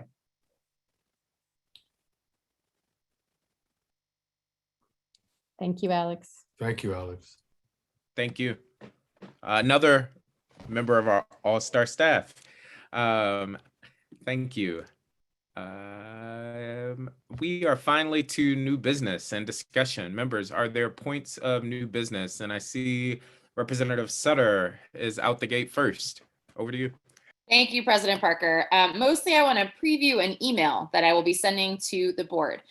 So I proposed and had a conference session accepted to a conference in January at the International School Choice and Reform Conference in Dublin, Ireland. I wrote about actually something that came up per Representative Reed's suggestion of our homeschooling panel, which was a concept I've termed micro policy issues that form barriers for families to access school choice. These are policy issues that are so small as to have a hard time gaining the attention of policymakers, like a change OSSE made about access for special education and related services for families who homeschool. So I proposed a conference discussion session about micro policy issues that form barriers for families to accessing any form of school choice. So the way I'm framing this for DC is access to pre-K, access to any sort of choice that goes through the My School DC lottery. So this is DCPS out of boundary, charter schools, or application high schools. And what I'm going to ask of the board is, what other micro policy barriers have you seen present from your constituents to families accessing the vast majority of school, the wide variety of school choice that we have present in DC? Because I'll use that to start to form out the panel discussion questions. I'm going to get an audience of a whole bunch of researchers and policymakers who all think about this stuff, and use the session at the conference to bring back ideas and potential solutions for how we address these barriers, but also how we try to get those barriers to be more available to policymakers, ways we try to make them more present. So I'm going to preview that to you so that I can bring it to the conference in January and then bring back to all of you how the session goes and what I learn. I also want to thank the board for allowing me to use some professional development funds to travel to that conference. Between the board's professional development funds and a travel grant, this is a wonderful opportunity to go learn. And I have not been on a plane in, I don't know, 2+ years. So thanks for giving me that first chance. Email will come to you all tomorrow. Thank you. Looking forward to learning more. Representative Reed. Yes, ditto to that. And I just have to say, because so often we hear one parent call about an issue, and we often don't peel into the onion that this one parent might actually represent hundreds or thousands who just haven't got to us. So yes, I know that's exciting for a conference, but that's often our work. So even digging into it, in our work would be great. Okay, that wasn't why I raised my hand though, but just excited to hear. I do want to follow up about for governance. If the governance bill's record closes on November 9th. I've taken a stab at listening to everyone's testimony and seeing like what shared agreements possibly could have emerged. And if we could do something to just get on record, here are the things that we possibly acknowledge amongst our testimonies that council should be aware of. I guess it's also gonna be like possible preview email. Would probably be better at this late hour and such a meaty subject. But I took a stab at starting it. It's only about 4 things that I kind of picked out amongst the 5 people that, I think it was 5, that were on that day. I know Rep. Zoe, you probably want to weigh in because I know you had jury duty, not fun. But I just want to circle back about, I know we were trying to get common agreements off the ground. It was just timing was crazy. So if the board would be interested in that, feel free to pummel it, feel free to jump in it. But I just think it's something our council needs to hear. Thank you for doing that. So just to make sure I'm understanding, you want people to send you provide feedback. Got it. Mm-hmm. Got it. Okay, thank you. Representative Thompson. So also in the vein of hearings, the confirmation hearing is coming up for the state superintendent. And we've not had any conversation around that as a board. My question would be if that's something that we typically have weighed in on in the past in any official capacity, or what that conversation looks like amongst members. Mr. Hayworth could probably give more history on this, but as long as I've been on the board, we've never had a confirmation hearing. So this would be the first. But I do know leadership discussed that it was not our intention to testify as an agency. It is my understanding, though, that some members are interested in testifying, and we would encourage you to do so. But Mr. Hayworth, can you speak to just the history of the board if you have more context than I do? Sure. I mean, I think that's right. I mean, there has been confirmation hearings while the state board has existed, but we typically wouldn't testify at as an agency about in a confirmation hearing unless it was related to a confirmation hearing for one of our own members or something like that. We did, and Representative Thompson, you might remember this from early in your service here on the state board, but we did talk a little bit in January about some potential questions related to the superintendent when the previous superintendent was just about departing. We compiled those questions and have them ready, and so I compiled them and sent them on to the council for consideration related to those, because we've gone through a number of iterations and talking and discussions about those.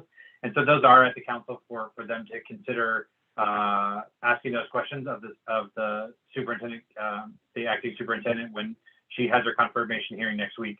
But that is right. I mean, if individual members would like to testify, certainly you can do so and talk about all of the issues that you think are important to have in a state superintendent. I think that's absolutely appropriate for members to consider bringing those issues up at that hearing.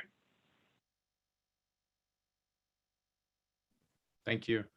Representative Thompson, were you going to add something else?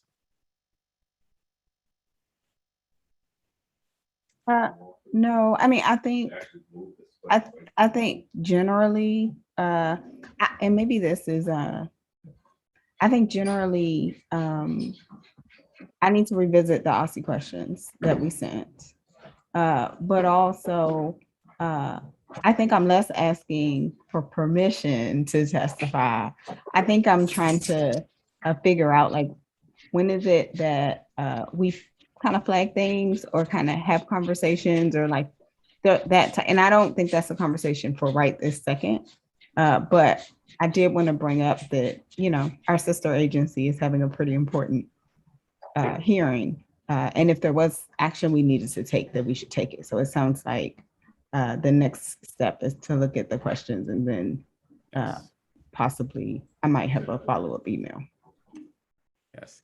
Mr. Hayworth and or other members of the staff, if you could resend those questions to all members so we can review and provide feedback, that would be great. Thank you. Members, are there other points of discussion or new business? I'm not seeing any.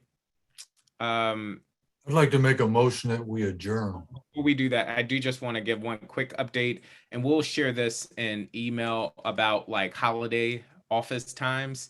It's not super urgent right now, but we are shifting the hours of the state board during the holiday season, namely right before Thanksgiving, right before Christmas. And so you will get that notice, and we'll be sure to let the public know, but wanted to flag that as well. Representative Reed. Yes, Maleo sent out the feedback form. We have started to get feedback received from folks. Please scan through to see if your ward was identified. There were some people, I would say the majority of those who provided feedback do want to speak with a State Board of Education or their State Board of Education representative. So, you know, we want to reinforce responsiveness. So please just check that out and continue to share the form. Thank you. What feedback form are you referencing? I'm sorry. The constituent feedback form. Oh, right. Yes, got it. Okay. We talked about a lot of forms tonight, so I'm just trying to. It's okay. It's okay. It was your brilliant idea to have a feedback form for constituents, and we've gotten feedback, but there are quite a few in scanning through that have asked for their board rep to call them back or to contact them. So please do, because we want to acknowledge that. Thank you. It's a flat form, Zach. Yes. Can I actually ask a question about that? It seems important. Like, go for it. No, just related to if we are being requested specifically, like, is that something that staff could alert us to? Because I'm worried. Even like a whole week going by, there's a lot to pay attention to. I'm not gonna pretend. I don't know. I'm going to look at it right now, but I'm just saying. So it's not a question that needs to be answered right now, but it's something for us to think about, like the follow-up. That's a really good point. We need to do that. So yeah, process. Okay. Thank you. We can ask staff. So the request is to have staff to send regular updates when there are those one-off requests. If there are like if your ward is being flagged as like, I want my rep to respond, then yeah, it would be good to have that notification. Gotcha. No, I think that's a good request. And thank you for flagging Representative Reed. Representative Wattenberg. Yeah, so I'm not clear on how we would get an initial communication. In other words, would we be getting an email from Malayo if we had a request? And I'll just jump in. It's processed. So I think when we initially rolled it out, we actually suggested we didn't need each one, but maybe like a bulk kind of like, hey, after so many, send it. So it's not a staff thing. It was just kind of the process. But seeing that Malayo did send out, and I think it was maybe like 5 or 6, maybe no more than 8 responses, but I will say the bulk of those responses are asking people to contact them. So if we want to revisit process on another day of like how to, we want to do it, but I do know staff follow directions. We ask for a kind of momentary every now and then update. But if we have a response that we need to make, would we know about it? That's all I'm really asking. On the form, it says person, like I am. No, but where do we? But that the form doesn't come to us. Who would tell us? It does come. Oh, it does come to us in our email. Oh, okay. And if you scroll through the form, you'll see like Ward 4, and then it'll say, "Do you want to hear from your SBOE rep?" And it says yes. Yeah, Malayo was sending them kind of like an email digest. So like if you don't want to get every email from a listserv, she sends them in bulk. And then you just have to scroll through Malayo's email and look for your name or look for your ward. But they're coming, she compiles them and they come directly to our email. So when we get that email that says the advocacy forms are in, that's what you have to click on. What I'm asking for is already happening, basically. Got it. Okay. And this is a perfect opportunity to highlight Malayo as well as one of our all-star team members. I think we got just about everybody. But no, thanks for flagging that, Representative Reed. Representative O'Leary, I think you had a motion before. I think it sort of fell off the table with interruptions. I have an announcement before we adjourn. Yes. Okay, so it's November, which means in a second, it's going to be Thanksgiving. Our Ward 7 Thanksgiving giveaway is going to be November 20th from 10 a.m. to 12 p.m. on lot 3 of the RFK parking lot. I'm noting that specifically at this meeting because yes, the Thanksgiving, I think we'll have gift cards this year. The gift cards from the council member's office will only be for Ward 7 residents. However, we are making sure that we will have a vaccine ban there from Children's. So if children want to come and get vaccines, they can show up and do that. It will be a drive-through setup. So that's my one announcement. My second announcement is also the time of year where we do the Ward 7 Dems coat drive, also known as the Eppatillo coat drive. It was a good friend of mine. And so we essentially collect coats and then we donate them to a school in Ward 7. I believe at this point, we've at least hit every elementary school twice. So this is a longstanding tradition.